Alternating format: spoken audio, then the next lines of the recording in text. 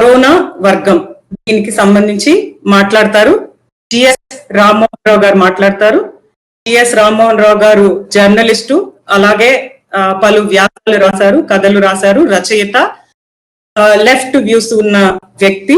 ఆయన ఈ ఇష్యూ పైన మాట్లాడతామని ఈ ఇష్యూని టేకప్ చేశారు. కరోనా వర్గం, ఇది ఒక విధంగా చెప్పాలంటే కరోనా అన్నది ఆరోగ్యాన్ని ఎంత పెద్ద ఎత్తున మన ముందు పెట్టిందో, అలాగే క్లాస్ ని కూడా మన ముందు అంతగా బయట పెట్టిందని చెప్పాలి. మైగ్రేషన్ వర్కర్స్ గురించి గతంలో కూడా చర్చ జరిగింది, కానీ ఇంత స్థాయిలో ఈ రకంగా మన కళ్ళెదురుగా కనిపించటం అనేది కరోనా వలన సాధ్యమైందని కూడా చెప్పవచ్చు. క్లాస్ అన్నది కరోనా ఒక విధంగా చెప్పాలంటే అన్నం ఉడికినప్పుడు పైన ఎలాగైతే బబుల్స్ లాగా పైకి వస్తాయో ఆ తరహాగా బయటికి వచ్చింది. సో వర్గము అనే మాట వచ్చినప్పుడు న్యాచురలీ వర్గం గురించి మాట్లాడిన ఆది మానవుడు అనుకోవాలి. మార్క్స్ గురించి తప్పకుండా చర్చ వస్తుంది. సో ఈ ఇష్యూకి సంబంధించి జిఎస్ రామ్మోహన్ రావు గారు మాట్లాడతారు. రామ్మోహన్ రావు గారు, వెల్కమ్ టు వేదిక అండి. నౌ ఓవర్ టు యూ అండి. నమస్తే అండి మిత్రులందరికీ. ఏదో ఉపన్యాసంలో కాకుండా కొంత సమాచారము, కొన్ని ఆలోచనలు షేర్ చేసుకునే ప్రయత్నం చేస్తాను. కరోనా ఎఫెక్ట్స్ ఎట్లా ఉన్నాయి, కార్మిక వర్గం మీద ఎట్లుంది, మన దేశంలో ఏం జరుగుతుంది, ప్రపంచవ్యాప్తంగా ఏం జరుగుతుంది అనేది అందరూ చూస్తూనే ఉంటారు. వాస్తవానికి కరోనా క్యాపిటలిస్ట్ బేసిక్ లాజిక్ ఏదైతే ఉందో దానికి సడన్ హాల్ట్ లాగా పలికింది. మామూలుగా పెట్టుబడిదారీ వ్యవస్థ జనరల్గా చలనం మీద ఆధారపడింది, అందులోనూ కూడా బాగా వేగం మీద ఆధారపడింది, వలసల మీద ఆధారపడింది. అట్లాగే స్పెషలైజేషన్ అనేది మామూలుగా మనకు క్యాపిటలిస్ట్ లాజిక్లో ఒక ప్రధానమైన అస్త్రంగా ఉంటుంది. సో ఈ వలసలకి, వేగానికి, చలనానికి ఒక సడన్ హాల్ట్ లాగా పలికింది కరోనా. దాంతోపాటుగా ఈ స్పెషలైజేషన్ ఏదైతే ఉందో, ఈ స్పెషలైజేషన్ అనే దానికి కూడా మనుషులు మళ్ళీ పాత కమ్యూనిటీ సిస్టమ్కి, కమ్యూనిటీ డిపెండెంట్ సిస్టమ్కి తాత్కాలికంగానైనా వెళ్లాల్సిన ఒక అవసరాన్ని క్రియేట్ చేస్తుంది. మామూలుగా సరదాగా చెప్పుకుంటే, సరదాగా మాట్లాడుకుంటే, ఇప్పుడు నిప్పు కనిపెట్టిన ఇన్నేళ్ల తర్వాత చాలా మంది మగవాళ్ళు ఇప్పుడు కొత్తగా వంట నేర్చుకోవడము, వాటిని ఏదో మిడిల్ క్లాస్ అంతా కూడా ఫ్యాన్సీగా సోషల్ మీడియాలో పెట్టడం, అవన్నీ కూడా మనం చూస్తూనే ఉన్నాం. అట్లాగే మనం చాలా మంది ఇవాళ చాలా ఇంటింటి పనులు, చాలా చిన్న చిన్న పనులు ఇళ్లలో ఉండేవి కొత్తగా మళ్ళీ నేర్చుకోవాల్సిన పరిస్థితికి రావటం, చిన్న చిన్న రోగాలకి ఇంటింటి వైద్యాలు చేసుకోవాల్సిన, కమ్యూనిటీ మీద ఆధారపడాల్సిన పరిస్థితికి రావడం, ఇట్లా మొత్తంగా ఒక ఓవరాల్గా ఈ క్యాపిటలిస్ట్ లాజిక్ ఏదైతుందో దానికి భిన్నమైన ఒక ప్రయాణాన్ని తాత్కాలికంగానైనా ప్రజలకి తప్పనిసరి చేసింది ఈ కరోనా. అది మనకు కనిపిస్తా ఉన్న ఒక వాస్తవం. సో వీటన్నిటితో పాటుగా corona basically capitalist by product అనే చారిటీ అనే దాన్ని కూడా ఒకదాన్ని ఇంకో వైపు నుంచి చూస్తాయి. ఈ చారిటీ అనే దాన్ని ఒకదాన్ని ఆకాశం అంత ఎత్తున చూపిస్తూ ఉన్నది. అది వాళ్ళ విశ్వరూపం ఎత్తి మనకు కనిపిస్తూ ఉన్నది. దాని మంచి చెడులు, దాని లాజిక్ ఏంటి అనేది కూడా మనం మాట్లాడుకోవాల్సి ఉంది. అంటే ఓవరాల్గా ఈ కరోనా ఎఫెక్ట్స్ ఎట్లా ఉంటాయి, ఎట్లా ఉండబోతున్నాయి, అసలు ఆల్రెడీ మనం చూస్తున్నది ఏమిటి, ఇంకా ముందు ఎట్లా ఉండొచ్చు అనేది, దానికి సంబంధించి ప్రపంచవ్యాప్తంగా వస్తున్న కొన్ని విశ్లేషణలు అయితేనేమి, కొన్ని అంచనాలు అయితేనేమి, కొన్ని హైపోథిసిస్లు అయితేనేమి, అవన్నీ కూడా మన ముందు ఉన్నాయి. వాటి గురించి కొంత మాట్లాడుకోవాలి. దాంతోపాటుగా ఈ చారిటీ, దాన్ని ఎట్లా చూడాలి, ఇది కూడా కొంత మాట్లాడుకోవాలి. వాటికి వెళ్ళే ముందుగా నాకు కొంచెం ఏమంటుందండి, కల్చరల్ స్టడీస్ మీద కొంత ఆసక్తి, అటువైపు నుంచి రీడ్ చేసే ఒక ఆసక్తి ఉంది. కాబట్టి ముందుగా సినిమాతో బిగిన్ చేస్తాను. సినిమాలతో ఒక చిన్న ఎగ్జాంపుల్ తీసుకొని ఇందులోకి వచ్చే ప్రయత్నం చేస్తాను. అంతర్జాతీయంగా ఉన్న సీన్ ఒకదాన్ని మనం చెప్పడం కోసం. హాలీవుడ్లో కోల్డ్ వార్ తర్వాత విలన్ లేకుండా పోయింది హాలీవుడ్ సినిమాలకి. క్యాపిటలిజంలో ఎట్లాగైతే, పెట్టుబడిదారీ వ్యవస్థలో ఎట్లాగైతే పోటీ అనేది మనిషికి పోటీ పెట్టడము, పోటీ ద్వారా ఉత్పత్తిని పెంచడము, ఒక పోటీ తత్వాన్ని పెంచడం అనేది ఏదైతే ఒక ప్రధానమైన లాజిక్గా పనిచేస్తూ ఉంటుందో, మనిషికి పోటీ పెట్టడం అనేది హాలీవుడ్ సినిమాలు అంటే దాని బై ప్రోడక్ట్ అయినా, దానికి వాహిక్గా పనిచేసే, దానికి ప్రాపగండా మెషిన్గా పనిచేసే, దానికి అనుబంధంగా ఉండే ఇక హాలీవుడ్ సినిమాల్లో కూడా ఎప్పుడు ఒక విలన్ అనేది ఒక ప్రధానంగా ఉండాలి. అది కాస్త మనకి కోల్డ్ వార్ తర్వాత అది కాస్త లోటు వచ్చినప్పుడు వాళ్ళు ఏం చేశారంటే, పురుగులు, పాములు, ఏలియన్స్, వింత వింత జంతువులు, వింత వింత మంటలు, మొత్తం వింతలు, విమానాల నుంచి ఒక పాములు పుట్టుకొస్తాయి, దాన్ని ఎవరో రక్షిస్తారు. ప్రపంచానికి ఒక పెనుముప్పు సవాల్ ఎదురవుతుంది, పురుగులు వస్తాయి, దాన్ని ఎవరో ఎదిరిస్తారు, ఒక అమెరికన్ హీరో వచ్చి దాన్ని ఎదిరిస్తాడు. అంటే ప్రపంచానికి ఏదేదో శత్రువు, కనిపించిన శత్రువు, పురుగులు, పాములు వగేరా వగేరా రకరకాల ఏలియన్స్ ఇట్లా వస్తూ ఉంటారు. ఒక అమెరికన్ హీరో వచ్చేసి వాటిన్నిటిని జయించి ప్రపంచాన్ని రక్షిస్తాడు. అంటే క్యాపిటలిస్ట్ వరల్డ్ని రక్షించడానికి ఒక మక్కా ఆఫ్ ఎపిటమ్ ఆఫ్ క్యాపిటలిస్ట్ దానికి ఎట్లాగైతే ఒక రూపంగా ఉన్నదో అమెరికా, అట్లాగే ఒక అమెరికన్ హీరో ప్రపంచాన్ని ఒక కాపాడే ఒక హీరోగా ముందుకు రావడం అనేది ఒకటి మనకు కనిపిస్తూ ఉంటుంది. ఇది ఇన్ ట్యాండము క్యాపిటలిస్ట్ లాజిక్ అనుగుణంగా హాలీవుడ్ కొంత వర్క్ చేస్తూ ఉంటుంది. అది ఇతరితర విషయాల్లో కూడా మనం చూడొచ్చు. ఉదాహరణకి రాంబో సినిమాలో వాళ్ళు ఆఫ్ఘనిస్తాన్లో రష్యాని ఓడించడానికి ఒక ఇది చేసినప్పుడు, అమెరికా ప్రయత్నం చేసినప్పుడు, దానికి సంబంధించిన ఒక ఇంటర్వెన్షన్ చేసినప్పుడు, తాలిబాన్లను క్రియేట్ చేసినప్పుడు, తాలిబాన్స్ ని ఒక హీరోగా క్రియేట్ చేసి ఒక రాంబో సినిమా కూడా తీస్తున్నారు. ఇట్లా వాళ్ళ లాజిక్ పనిచేస్తూ ఉంటుంది. అట్లా ప్రపంచాన్ని రక్షించే బాధ్యత తన మీద ఉందని భావించుకునే, లీడర్ అని భావించుకునే అమెరికా ఇవాళ నిజమైన క్రైసిస్ వచ్చి ఒక చిన్న వైరస్, ఒక ప్రోటీన్ లో ఉండే ఒక చిన్న మైక్రో ఆర్గాజం ఒక సవాల్ ఇస్తున్నప్పుడు, ప్రపంచానికి సవాల్ ఇస్తున్నప్పుడు చేతులు ఎత్తేయడం అనేది ఒకటి మనకు కనిపిస్తూ ఉన్నది. అది ఒక నిస్సహాయ పరిస్థితులు ఉంటాం మనకు కనిపిస్తూ ఉన్నది. దానికి తోడు యుఎస్ ప్రెసిడెంట్ ఒక డెత్ టోల్ అనౌన్సర్గా మారిపోయి అప్పుడప్పుడు మీడియా ముందుకు వచ్చి 1,00,000 మంది చనిపోవచ్చు, రెడీగా ఉండాలి, ఇంకోసారి 2.5 లక్షల దాకా మరణాలు ఉండొచ్చు, దానికి కూడా సిద్ధంగా ఉండాలి అని ఎటువంటి ఫేస్లో ఎటువంటి ఫీలింగ్ లేకుండా చెప్పడం అనేది ఒక భయానకమైన, ఒక రకమైన ఒళ్ళు జలధరించే సన్నివేశం. అంటే ఎటువంటి ఒక హ్యూమన్ ఎమోషను దాంతో ఏమాత్రం నిమిత్తం లేకుండా మామూలుగా క్యాపిటలిస్ట్ లాజిక్ లో నెంబర్స్, అభివృద్ధికి సంబంధించిన లెక్కలు, జీడిపిలు, నెంబర్లు ఎట్లయితే చెప్తారో అట్లాగే చావుల్ని కూడా అదే టోన్తో చెప్పడం అనేది మనకి ఇవాళ కనిపిస్తూ ఉంటుంది. సో ఇది అంటే ఈ సన్నివేశం, ఈ ఒక క్యాపిటలిస్ట్, దానికి మక్కా ఆఫ్ క్యాపిటలిస్ట్ గా ఉన్న కంట్రీ, లీడర్ గా ఉన్న కంట్రీ ఎట్లాగైతే ఒక నిస్సహాయ స్థితిలో పడిపోవడం అనే ఒక పరిస్థితి ప్రపంచవ్యాప్తంగా చాలా మంది సోషలిస్టు శిబిరంలోని మేధావుల్లో ఒక రకమైన ఆశల్ని, అంచనాల్ని కూడా మామూలుగా పెంచుతూ ఉన్నాయి. అటువైపు నుంచి కొన్ని అనాలిసిస్లు అవన్నీ కూడా వస్తూ ఉన్నాయి. అవి అచారిత్రకమా, ఆశయవాదం కాదా, సరే ఇవన్నీ కూడా చర్చించుకోవాల్సిన విషయాలు. కానీ ప్రస్తుతానికి మనకు వినిపిస్తున్న అంశాల్లో చాలా ఎక్స్ట్రీమ్ ఒపీనియన్స్ దగ్గర నుంచి, అంటే మళ్ళీ కూడా ప్రపంచం సోషలిస్ట్ శిబిరం వైపు వెళ్ళక తప్పదు, మళ్ళీ కమ్యూనిటీ బేస్డ్ దాని వైపు వెళ్ళక తప్పదు అనేది ఒకటి మనకు ముందుకు వస్తూ ఉన్నది. ఆశావాహకమైన పరిస్థితిని కొంతమంది చెప్తా ఉన్నారు. ఉదాహరణకి పాల్ మాసన్ చాలా మంచి పుస్తకాలు రాసిన ఆయన. పాల్ మాసన్ ఇంగ్లాండ్లో ఉంటారు, మార్క్సిస్ట్ ఇంటలెక్చువల్. ఆయన అయితే ఏమన్నాడంటే 14వ సెంచరీలో బాబన్ ప్లేగ్ ఎట్లాగైతే ఫ్యూడలిజాన్ని నాశనం చేసిందో, ఆయన ఫ్యూడలిజం నాశనం చేయడంలో ఈ బాబన్ ప్లేగ్ కీలక పాత్ర పోషించింది, ప్లేగ్ అనేది కీలక పాత్ర పోషించిందని ఆయన అవగాహన. అది ఎట్లాగైతే ఫ్యూడలిజాన్ని నాశనం చేసి క్యాపిటలిజం ముందుకు రావడానికి, బుర్జువాజీ సొసైటీ ముందుకు రావడానికి ఎట్లాగైతే అది బీజం వేసిందో, అట్లాగా ఇప్పుడున్న ప్రజెంట్ క్రైసిస్ కూడా క్యాపిటలిజాన్ని నాశనం చేయడానికి, సోషలిస్ట్ సమాజాన్ని ముందుకు తీసుకురావడానికి ఒక ఊతంగా, ఒక ప్రధానమైన అస్త్రంగా పనిచేస్తుంది అనేదాకా ఆయన దాదాపుగా కొన్ని అంచనాలు ఇచ్చి ఉన్నారు. అట్లాగే ఇంకొంతమంది ఆశావాహకులు మరి అంత దూరం పోకపోయినప్పటికీ, 2వ ప్రపంచ యుద్ధం తర్వాత ఇంగ్లాండ్లో ఎట్లాగైతే ఎన్హెచ్ఎస్ వచ్చిందో అట్లాగే చాలా చోట్ల అంటే ప్రజల పరం కావడము, ఒక ఆరోగ్య వ్యవస్థని ప్రైవేటు దశ నుంచి మళ్ళీ స్టేట్ వైపు నుంచి రావడం, స్టేట్ తీసుకోవడము అనేది, ఒక ప్రజారోగ్య వ్యవస్థ అనేది ఒక కమ్యూనిటీ బేస్డ్ ఒక ప్రజారోగ్య వ్యవస్థ కూడా ప్రపంచవ్యాప్తంగా వచ్చే అవకాశం ఉంది అని చెప్పేసి ఇంకొంతమంది చేస్తున్నారు. జిజక్ లాంటి వాళ్ళ ఆశావాహకం ఎట్లుందంటే, మామూలుగా సోషల్ సాలిడారిటీ, జిజక్ ఫిలాసఫర్ మీకు అందరికీ చాలా మందికి తెలిసే ఉంటుంది. ఆయన అయితే జనరల్ గా మళ్ళీ community based, social solidarity based, ఒక అంతర్జాతీయ సాలిడారిటీ పెరిగే ఒక రకమైన వాతావరణం వస్తుంది అనేది కొన్ని అంచనాలు ఉన్నాయి. ఇవి కాకుండా ఇప్పుడు దాకా ఉన్న అమెరికా లీడర్షిప్ ని దాన్ని కాస్త పక్కకు దోసేసి చైనా ఒకటి ఆధిపత్యంలోకి రావచ్చు అనేది కొన్ని ఉన్నాయి. ఈ చైనా ప్రస్తావన వచ్చినప్పుడు మన ఇండియన్ వైపు నుంచి ఇండియా ఆధిపత్యం కోరుకునే వాళ్ళు, ఇండియా ఫస్ట్ అని, మన ట్రంప్ ఎట్లయితే అమెరికా ఫస్ట్ అనుకుంటాడో అట్లా ఇండియా ఫస్ట్ అనుకునే వాళ్ళు ఈ మధ్య కాలంలో పెరిగిన ధోరణి ఒకటి ఉంది కదా, వాళ్ళ వైపు నుంచి వాళ్ళు ఈ చైనా నుంచి పెట్టుబడులు ఇండియాకి రావచ్చు కాబట్టి ఇండియా దీని నుంచి లాభపడుతుంది, ఇట్లాంటి విశ్లేషణ చేస్తున్న వాళ్ళు కూడా ఉన్నారు. ఇదే టైంలో ఇంకో వైపు నుంచి ఇది మరింత నియంతృత్వాన్ని పెంచుతుంది, ఇది కమ్యూనిటీ రైట్స్ని దెబ్బతీస్తుంది, ప్రైవసీ రైట్స్ని దెబ్బతీస్తుంది, మన సివిల్ సొసైటీని దెబ్బతీస్తుంది, డిజిటల్ సర్వైవలెన్స్ దాదాపుగా మనందరికీ మన జీవితాల్లో భాగం కావచ్చు. ఈ వైరస్ పేరుతో, ఈ వ్యాధి పేరుతో ఇప్పటికే అనేక చట్టాలు, నిరంకుశమైన చట్టాలు జనంలోకి వచ్చేసాయి. ఇవన్నీ కూడా పోతాయని అనుకోవడానికి లేదు. వైరస్ పోవచ్చు, తర్వాత రోగం పోవచ్చు, తర్వాత ఏమన్నా కావచ్చు, కానీ ఆ తర్వాత ఈ చట్టాలు ఏవైతే, నిరంకుశమైన చట్టాలు ఏవైతున్నాయో అవన్నీ కూడా కంటిన్యూ అయ్యే అవకాశం ఉంది. కాబట్టి ఇన్ టు స్కిన్, ఇంతకుముందు మామూలుగా బయట నుంచి ఉండే సర్వైవలెన్స్ ఇన్ టు స్కిన్, మన లోపలే అంటే మన ఆలోచనలు కూడా సర్వైవలెన్స్ చేయడం అనే దశ దాకా ఇది వెళ్ళొచ్చు అని ఇంకొంతమంది కూడా వ్యాఖ్యానిస్తూ ఉన్నారు. ఉదాహరణకు నోవెల్ హరారీ ఇలాంటి వాళ్ళు, సెఫియన్స్ రైటర్ ఆయన నోవెల్ హరారీ, వాస్తవానికి ఆయన చాలా పాజిటివ్ నోట్తో స్టార్ట్ చేసి మాట్లాడుతూ ఇక్కడ దాకా వస్తాడు. పాజిటివ్ నోట్ ఏంటంటే, ఇంతకు ముందు కాలంలో అంటే 100 ఏళ్ల క్రితం ప్లేగ్ వచ్చినప్పుడు, 1918లో వచ్చినప్పుడు, అప్పుడు జనరల్గా మనుషులు ఇది ఏదో ప్రకృతి విపత్తు లేకపోతే దైవం మనది మనం ఇది తెచ్చుకున్న కక్ష మనం ఏం చేయలేము అని హారతులు పూజలు పునస్కారాలు దానికి సంబంధించిన అటువైపుగా ఉండేవాళ్ళు తప్పితే చేతులు ఎత్తేసి ఉండేవాళ్ళు ఒక రకం కర్మ సిద్ధాంతం లాగా ఉండేవాళ్ళు.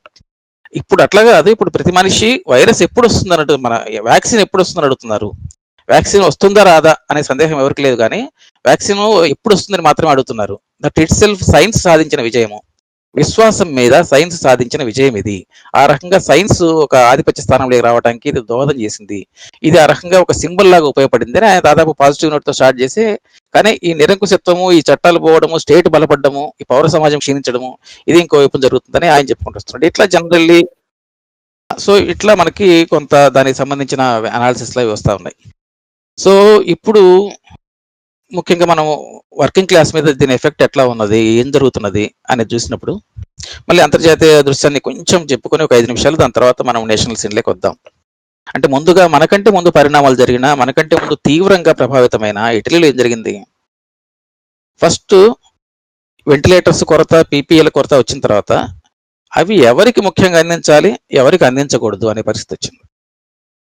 ఏదైనా ఒక వనరు ఎవరికి ముఖ్యంగా అందించాలి, పైగా ఇటువంటి క్రైసిస్ టైంలో ప్రాణానికి సంబంధించిన ఒక వనరు, ఒక రిసోర్స్ ఎవరికి అందించాలి, ఎవరికి వదిలేయాలని వచ్చినప్పుడు ప్రధానంగా ఎవరికి అందిస్తారో స్టేట్స్ ఎవరి వైపు ఉంటాయో మనకు తెలిసిన విషయం.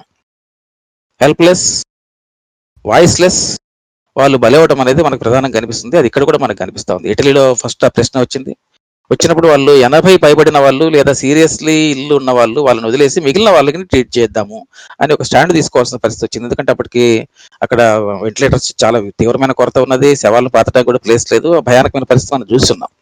అంటే ఎటువంటి ఒక లాజిక్ అప్లై అవుతుంది ఈ మోడర్న్ సొసైటీలో అనేది చూడడం కోసం, ఒక సింబాలిక్ గా ఎట్లాంటి దారిలో మనం ఉన్నామని తెలుసుకోవడం కోసం ఒక 2 ఎగ్జాంపుల్స్ చెప్తాను. ముఖ్యంగా ఇవాళ వెస్ట్ లో దాదాపుగా కేర్ హోమ్స్ లో వాళ్ళని ఎక్కువ భాగం వదిలేస్తున్నారు. కేర్ హోమ్స్ లో ఎవరుంటారో మనకు అందరికీ తెలుసు అనేది అక్కడి నుంచి మనకు ప్రధానంగా వినిపిస్తున్న అంశము, మనకు అందుతున్న సమాచారం. అట్లాగే ఇదే ఇటలీ బాటలోనే ముందు ఏమవుతుంది, ఇట్లా పెరుగుతూ పోతుంది కదా అనుకుని ఇంగ్లాండ్ లో NHS, అంటే వరల్డ్ లోనే one of the best health system ఉన్న NHS ఉన్న లండన్ లో ఇంగ్లాండ్ లో వాళ్ళు ఏం చేశారంటే 3 వైజ్ మెన్ పాలసీ అని ఒకటి పెట్టారు. 3 వైజ్ మెన్ పాలసీ అంటే రేపు పరిస్థితి ఇట్లా వచ్చి వనరులు తక్కువ, రిసోర్స్ తక్కువైనప్పుడు ఎవరిని పట్టించుకోవాలి, ఎవరిని వదిలేయాలి అనేది నిర్ణయించడానికి 3 వైజ్ మెన్ పాలసీ అని ఒకటి పెట్టారు. అంటే వాళ్ళ 3 వైజ్ మెన్ ఆ రిసోర్స్ ఎవరికి ఇవ్వాలి, ఎవరికి ఉండకూడదు వాళ్ళు అక్కడ డిసైడ్ చేస్తారు. 3 మనుషులు ఉంటారు, ముగ్గురు పెద్దవాళ్ళు డాక్టర్స్ తో ఏదో బృందం ఏర్పాటు చేస్తారు, వాళ్ళు డిసైడ్ చేస్తారు. అది కూడా ఎట్లా పనిచేస్తుంది, ఎక్కడైనా కూడా ఎట్లా పనిచేస్తుంది అంటే బూర్జువాజీ రాజ్యంలో అది ఎవరికి ఉపయోగపడుతుంది, ఎవరికి ఉపయోగపడదు, ఎవరిని వదిలేస్తారు మనం సింపుల్ గా మనం తెలుసుకోవచ్చు. దానికి పెద్ద రహస్యం అదేమి రాకెట్ సైన్స్ ఏం కాదు. అట్లాగే ఒక US లో ఉన్న ఒక గవర్నర్ ఏమన్నారంటే 70 పైబడిన అలాంటి వాళ్ళని వదిలేయండి, మా సంగతి మేము చూసుకుంటాం, మేమైపోతే మీకు ఎందుకు, మీరు మాత్రం ముందు అర్జెంటుగా వర్క్ లేక దిగండి, వర్క్ ముఖ్యం, ప్రొడక్షన్ ముఖ్యం అని చాలా స్పెసిఫిక్ గా ఆయన టీవీ ముందుకు వచ్చి మరీ గట్టిగా చెప్పాడు. ఇది చాలా కీలకమైన అంశం. క్యాపిటలిస్ట్ లాజిక్ లో పనిచేసే అంటే ఒక రకంగా చెప్పాలంటే నాజీ కాలంలో వర్క్ ని వాళ్ళు దాదాపుగా ఏ స్థాయికి తీసుకెళ్లారు అనేది ఒక వాళ్ళ స్లోగన్ ఏదో ఉంది. వర్క్ నాకు ఎగ్జాక్ట్ గా ఇమీడియట్ గుర్తు రావట్లేదు, కానీ నాజీల కాలంలో వర్క్ ఇస్ సంథింగ్, అంటే వర్క్ దాదాపుగా అది పారామౌంట్, వర్కే నేను రక్షిస్తుంది, వర్క్ మాత్రమే మనుషులు చేయాలి, వర్కే నీకు పర్యాపదం ఒక రకంగా. అంటే మనిషికి ఉత్పత్తి చేయడమే మనిషి అంటేనే ఉత్పత్తి చేయడం, ఉత్పత్తి చేయని వాడికి విలువ లేదు. ఆ స్థాయికి వాళ్ళు నాజీ కాలంలో తీసుకెళ్లారు. అటువంటి ఒక లాజిక్ ఒకటి ఇన్బిల్ట్ గా పనిచేస్తూ ఉంటది. సోఫిస్టికేటెడ్ రూపంలో ఉండొచ్చు, నాజిల్లాగా బాహటంగా వాళ్ళు ప్రకటించవచ్చు. ఇంకొంత షేమ్లెస్ గా, బార్బేరిక్ గా చాలా చోట్ల వినిపిస్తున్న ఆర్గ్యుమెంట్ కొంతమంది అక్కడక్కడ ఇంకా రాస్తున్నారు కూడా ఆశ్చర్యకరంగా. ఇది వైరస్ ఇది ఏదైతే వచ్చిందో ఇది పాత అన్ప్రొడక్టివ్ ఓల్డ్, అంటే ప్రొడక్షన్ కి పనికిరాని, ప్రొడక్షన్ లో అంతగా వినియోగం లేని, ప్రొడక్షన్ కి అంతగా ఉపకరించని పాత అన్ప్రొడక్టివ్ అయిపోయిన ఓల్డ్ జనరేషన్ ఏదైతుందో వాళ్ళని తీసేసి సమాజం నుంచి వాళ్ళని నిర్మూలించి యంగ్ అండ్ ప్రొడక్టివ్ ని మిగులుస్తుంది, బాగా ప్రొడక్టివ్ గా ఉండే యంగ్ వాళ్ళని మిగులుస్తుంది. తద్వారా ఈ వైరస్ సమాజానికి మేలు చేస్తుంది, ప్రొడక్టివిటీకి మేలు చేస్తుంది అని చెప్పేసి కూడా కొంతమంది ఈ క్యాపిటలిస్ట్ సపోర్టింగ్ గా ఉండే లాజిక్ ఆర్గ్యూ చేసే వాళ్ళు రాస్తున్నారు. దిస్ షోస్, ఈ ఒక్క వాక్యం, ఈ ఆలోచన విధానం ఏదైతుందో అది మొత్తంగా ఈ వైరస్ కానీ దాని చుట్టుపక్కల అంటే అటు ఇటు క్లాస్ కి అటు ఇటు రెండు వైపుల పోలరైజేషన్ లో ఎవరు ఎట్లా ఆలోచిస్తున్నారనే దాన్ని పట్టించే ఒక ప్రధానమైన భావనగా మనం తీసుకోవచ్చు. ఎందుకంటే సర్వైవల్ ఇన్స్టింక్ట్ తో కూడిన ప్యానిక్ అదంతా కూడా ఒక బార్బేరియన్ టెండెన్సీస్ ని బయట తెస్తుంది. ఈ barbarian tendency coupled with capitalist logic, అది డబుల్ వామి, అది ఎట్లా పనిచేస్తుంది అనేది మనకి ఇవాళ కనిపిస్తా ఉంది. ఇక ఇండియాకి వద్దాం. ఇండియాలో ఏం జరిగింది, ఏం జరుగుతుంది మీరందరూ చూస్తూనే ఉన్నారు, కొత్త విషయమేం కాదు. నిన్నగాక మొన్ననే లేబర్ లాస్ ఎట్లా అమెండ్ చేశారు. అంటే ఫస్ట్ ఎవరి మీద ఎఫెక్ట్ పడుతుంది, ఎందుకు పడుతుంది అనేది చూస్తే కనుక, మనం $5 ట్రిలియన్ ఎకానమీ అని మాట్లాడుతున్న దేశం, అగ్రరాజ్యపు హోదా కోసం కూడా మనం పోటీ పడవచ్చు, మనకేం తక్కువ అని చాలా మంది నమ్ముతూ, ఆశపడుతూ, భ్రమిస్తూ చాలా కాలంగా మాట్లాడుతున్న, ఈ మధ్యకాలంలో ఎక్కువగా మాట్లాడుతున్న దేశం. ఇట్లాంటి దేశము ఒక చిన్నది కావచ్చు, పెద్ద క్రైసిస్ కావచ్చు, వాట్ ఎవర్ ఇట్ మేబీ, ఒక క్రైసిస్ వచ్చినప్పుడు ఎట్లా రియాక్ట్ అయింది, ఎట్లా రియాక్ట్ అవుతున్నది, అది పేదల పట్ల, కార్మికుల పట్ల, వర్కింగ్ క్లాస్ పట్ల ఎట్లాంటి యాక్షన్స్ తీసుకుంటున్నది అనే దానికి ఒక ప్రధానమైన నిదర్శనం మనకు ఇటీవల కాలంలో కనిపిస్తున్న అంశాలు. ముఖ్యంగా లేబర్ లాస్ ఇటీవల కాలంలో ఇప్పుడున్న నెక్స్ట్ ఒక పెద్ద పోస్ట్కి పోటీ పడబోతున్నా, నెక్స్ట్ ఒక పెద్ద నాయకుడిగా ఎదగబోతున్నా అంటూ దాదాపుగా ప్రచారం ఉన్న ఒక నాయకుడు, ఒక ప్రధానమైన నాయకుడు, యూపీ లాంటి పెద్ద రాష్ట్రానికి ఉన్న నాయకుడు, ఆయన ఫస్ట్ స్టార్ట్ చేశారు. ఆయనతో పాటుగా మిగిలిన రాష్ట్రాలు కూడా దాన్ని అమలు చేస్తున్నాయి. ఆయనతో పాటుగా మధ్యప్రదేశ్, హిమాచల్ ప్రదేశ్, హర్యానా ఇవన్నీ కూడా ఆ బాటలో ఉన్నాయి. పంజాబ్ కూడా అదే బాటలో ఉంది. కాకపోతే పంజాబ్ కొంత ఎక్కువ వేతనం చెల్లిస్తామని ఎక్కువ చెప్తా ఉన్నది. ముఖ్యంగా ప్రధానమైనది తీసుకుంటే 8 గంటల పని దినాన్ని, 8 గంటల వర్కింగ్ అవర్స్ని 12 గంటలకు మార్చడం. ఇది అత్యంత అమానవీయమైన anti working class, anti poor strategy, anti poor చర్య. అది ఎవరు దాన్ని ఏమి విశ్లేషించక్కర్లేదు, దాని జోలికి అంతగా పోయి చర్చించాల్సిన అవసరం కూడా లేదు. 8 hours వర్కింగ్ డే కోసం ఎప్పుడో 131 ఏళ్ల క్రితం అనుకుంటాను, అప్పుడు ఎప్పుడో హే మార్కెట్లో జరిగిన, చికాగోలో జరిగిన, ఇవన్నీ కూడా మనందరికీ తెలిసిన విషయాలే. ఎంత పోరాటం జరిగింది, ఆ పోరాటానికి వెనక ఏమంటది, ఏ పోరాటం ఆ రోజు రాదు కదా. కార్మికులు ఎంతో కాలంగా అనేక పోరాటాల మీదుగా నడిచొచ్చి ఒక ఫ్లాష్ పాయింట్ లాగా ఏ మార్కెట్లో జరిగిన ఘటన 8 గంటల పనిదినాలు తీసుకొచ్చి ఈరోజు ప్రపంచవ్యాప్తంగా ముందుకు వస్తే, క్యాపిటలిస్ట్ రాజ్యంలోనే, క్యాపిటలిస్ట్ లాజిక్ లోనే కొంచెం సంక్షేమము, కొంచెం వెల్ఫేర్ మోడల్ గా చెప్పుకునే స్కాండినేవియన్ కంట్రీస్, ఇందులో వర్కింగ్ అవర్స్ కూడా, వర్కింగ్ డేస్ కూడా 5 కూడా కాదు, 4కు దించుదాము, 4కు దించితే ఎక్కువ ప్రొడక్షన్ వస్తుంది. అక్కడ కొన్ని ప్రయోగాలు కూడా జరుగుతున్నాయి వాస్తవానికి ఆ మధ్యకాలంలో. కొన్ని స్కాండినేవియన్ కంట్రీస్ 4 day మోడల్ కూడా తెచ్చేసాయి. అట్లాగే వర్కింగ్ అవర్స్ ని 8 hours కంటే కూడా 6 hours కి తెస్తే ప్రొడక్టివిటీ పెరుగుతుందని కూడా కొన్ని ప్రయోగాలు అక్కడే అదే క్యాపిటలిస్ట్ లాజిక్ లోనే వెల్ఫేర్ మోడల్ తీసుకున్న రాజ్యాల్లో నడుస్తూ ఉండే. దాని మీద ప్రొడక్టివిటీ పెరుగుతుందని కూడా కొన్ని అధ్యయనాలు వచ్చినాయి వాస్తవానికి, వర్కింగ్ అవర్స్ తగ్గిస్తే. ఇట్లాంటి పరిస్థితుల్లో ఒక వైరస్, ఒక సంక్షోభాన్ని దాగానే భారతదేశ పాలక రూలింగ్ ఎలీట్ ఏదైతే ఉన్నదో అది చర్య తీసుకున్నప్పుడు చాలా చాలా దిగ్భ్రాంతికరమైన, చాలా ఉలజలు ధరించే చర్య ఇది వాస్తవానికి. అంటే అంత ఈజీగా ఒక సంక్షోభం వచ్చినప్పుడు ఎట్లా రియాక్ట్ అవుతాము, అంటే ఏ క్లాస్ వాళ్ళు, ఏ క్లాస్ ప్రయోజనాలు కాపాడే వాళ్ళు ఎట్లా రియాక్ట్ అవుతున్నారు, దానికి చాలా స్ట్రైకింగ్ ఎగ్జాంపుల్ ఇది. అంత సింపుల్ గా ఒక 3 చట్టాలని రద్దు చేసేసి దాని ద్వారా అనేక రకాలైన మినహాయింపులు ఇచ్చి పారిశ్రామికవేత్తలకి, ఇంకోవైపున 8 గంటల నుంచి 12 గంటలకు పెంచడం, అట్లాగే హైర్ అండ్ ఫైర్ పాలసీ అమలు చేయడం, అట్లాగే వర్కింగ్ క్లాస్ కి వసతులు కల్పించాల్సిన అవసరం వాళ్ళకి లేదు అనేది కూడా, ఆ చట్టాన్ని కూడా చేయడం అనేది కూడా మనకి ఇవాళ కనిపిస్తా ఉన్నది. అసలు వాస్తవానికి మనం క్రానలాజికల్ గా కనుక చూసుకుంటే, సరే దీంతో పాటుగా మనకి ఫస్ట్ చర్య మనకు ఇది క్రైసిస్ వచ్చిన తర్వాత మొట్టమొదటి చర్య వేతనాల్లో కోతలు పెట్టారు. వేతనాల్లో కోతలు అంటే మిడిల్ క్లాస్ లో ఎంతో కొంత స్థిరమైన ఆదాయం ఉన్న మిడిల్ క్లాస్ లో ఎంతో కొంత ఈ కాలంలో బయటికి వెళ్ళి ఖర్చు చేయడానికి అవసరం లేదు కాబట్టి, బయటికి వెళ్ళే అవకాశం లేదు కాబట్టి, ఆ మేరకు పొదుపు ఉంటుంది కాబట్టి, ఆ మేరకు ఎంతో కొంత వాళ్ళు దాన్ని క్వశ్చన్ భరించగలరు. కానీ ఇదే టైంలో ఎక్కడైనా కూడా మైగ్రెంట్ లేబర్ గురించి కానీ, అన్ఆర్గనైజ్డ్ లేబర్ గురించి కానీ, వీళ్ళ గురించి పట్టించుకున్న దాఖలాలు మనకు దాదాపుగా లేవు. మనకు దీనికి కొంచెం క్రానలాజికల్ గా చూస్తే, మనకు వచ్చినప్పటి నుంచి కూడా, అంటే ఇది ఈ వైరస్ అనేది వ్యాప్తి చెందినప్పటి నుంచి కూడా, వైరస్, దానికి సంబంధించిన రోగము, దానికి సంబంధించిన చర్చ అదంతా కూడా వచ్చినప్పటి నుంచి కూడా ఇమ్మీడియట్ గా దాని మాటున అనేక యాంటీ పీపుల్ చర్యలు వరుసపెట్టి జరుగుతూ ఉన్నాయి. మనం కొంత మొదటి నుంచి కనుక ఏం జరుగుతుంది అనేది ఆ రోజు నుంచి కనుక తీసుకుంటే, ఫస్ట్ సిఐఏ ప్రొటెస్ట్ అది వెళ్ళిపోయింది సైలెంట్ గా, అంటే ఒక కన్స్ట్రక్టివ్ ప్రొటెస్ట్. ఈ మధ్య కాలంలో నా పర్సనల్ ఒపీనియన్ లో ఒక రైట్ స్ట్రాటజీతో, ఒక రైట్ సింబాలిజాన్ని బయటికి పంపుతూ, అంటే వాళ్ళు అంబేద్కర్ని, గాంధీని ముందు పెట్టడం కావచ్చు, ఎక్కడ పచ్చజెండాలు లేకుండా ఇండియన్ ఫ్లాగ్ ముందు పెట్టడం కావచ్చు, వాళ్ళు పంపిస్తున్న ఇమేజరీ కావచ్చు, మహిళల్ని ముందు పెట్టి దాన్ని పోరాటం నడిపించడం కావచ్చు, మహిళల ముందు నడిపించడం కావచ్చు, ముందు పెట్టి అని సరైన టర్మ్ కాదు, మహిళల ముందుండి పోరాటం నడిపించడం కావచ్చు, వాట్ ఎవర్ ద స్ట్రాటజీ ఏదైతే ఉందో, ఆ స్ట్రాటజీ కానీ సింబాలిజం కానీ ఒక సస్టైన్డ్ గా ఒక మూమెంట్ నడుస్తూ ఉన్నప్పుడు ఆ మూమెంట్ ఎటువంటి ఏ మాత్రము దానికి సంబంధించిన ఫోకస్ చర్చ లేకుండా సైలెంట్ గా దాన్ని లేపడానికి ప్రభుత్వానికి చాలా ఇది దాదాపుగా అందించింది అస్త్రం. ఇంకో వైపున ఆనంద్ రెల్టంబే లాంటి యాక్టివిస్టులని, ప్రొఫెసర్లని, ఇంటలెక్చువల్స్ని, చింతనా పరులని చాలా ఈజీగా అరెస్ట్ చేసినా కూడా అది పెద్ద ఇష్యూ కాకుండా, అదే నేషనల్ వైడ్ దాని మీద అవుట్ క్రై లేకుండా, సివిల్ సొసైటీలో పెద్ద స్పందన లేకుండా చాలా సింపుల్ గా, అంటే చర్యలన్నీ చాలా సింపుల్ గా తీసేసుకోవడానికి ప్రభుత్వానికి చాలా ఈజీగా ఇది పనికొచ్చింది అనేది మనకు తెలుస్తా ఉంది. అట్లాగే ఆస్టారిటీ చర్యలు, ఈ ఆస్టారిటీ చర్యలు వెస్ట్ లో అంటారు కదా, మనకు అట్లాంటివి పొదుపు చర్యలు ముందుగా అర్జెంట్ గా వర్కింగ్ క్లాస్ లో వాళ్ళ వేతనాలు తగ్గించడం, దానికి సంబంధించిన ఇవి మనం చూస్తా ఉన్నాం.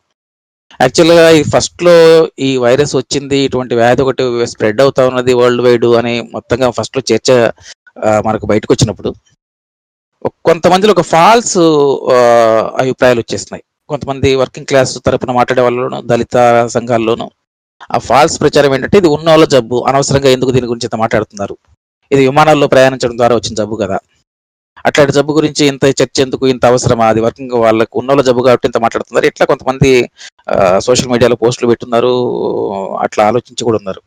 వాస్తవానికి వ్యాధి పట్ల రెస్పాన్స్ లోను, వ్యాధిని మనం రియాక్ట్ అయ్యే తీరులోను, స్టేట్ రెస్పాండ్ అయ్యే తీరులోను వీటిలో క్లాస్ ఉంటుంది, కానీ వ్యాధికి దానికదిగా క్లాస్ ఉండే అవకాశం లేదు.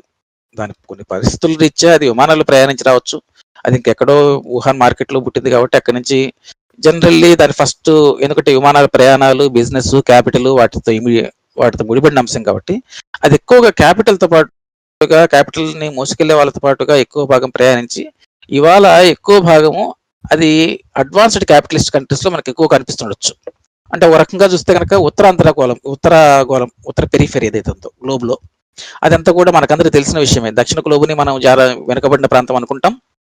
ఉత్తరం వైపుగా పైన అర్ధభాగం ఏదైతుందో ఆ గ్లోబ్ లో పైన ఉన్నది, అది జనరల్ గా advanced capitalist countries, advanced countries, అభివృద్ధి చెందిన దేశాలు.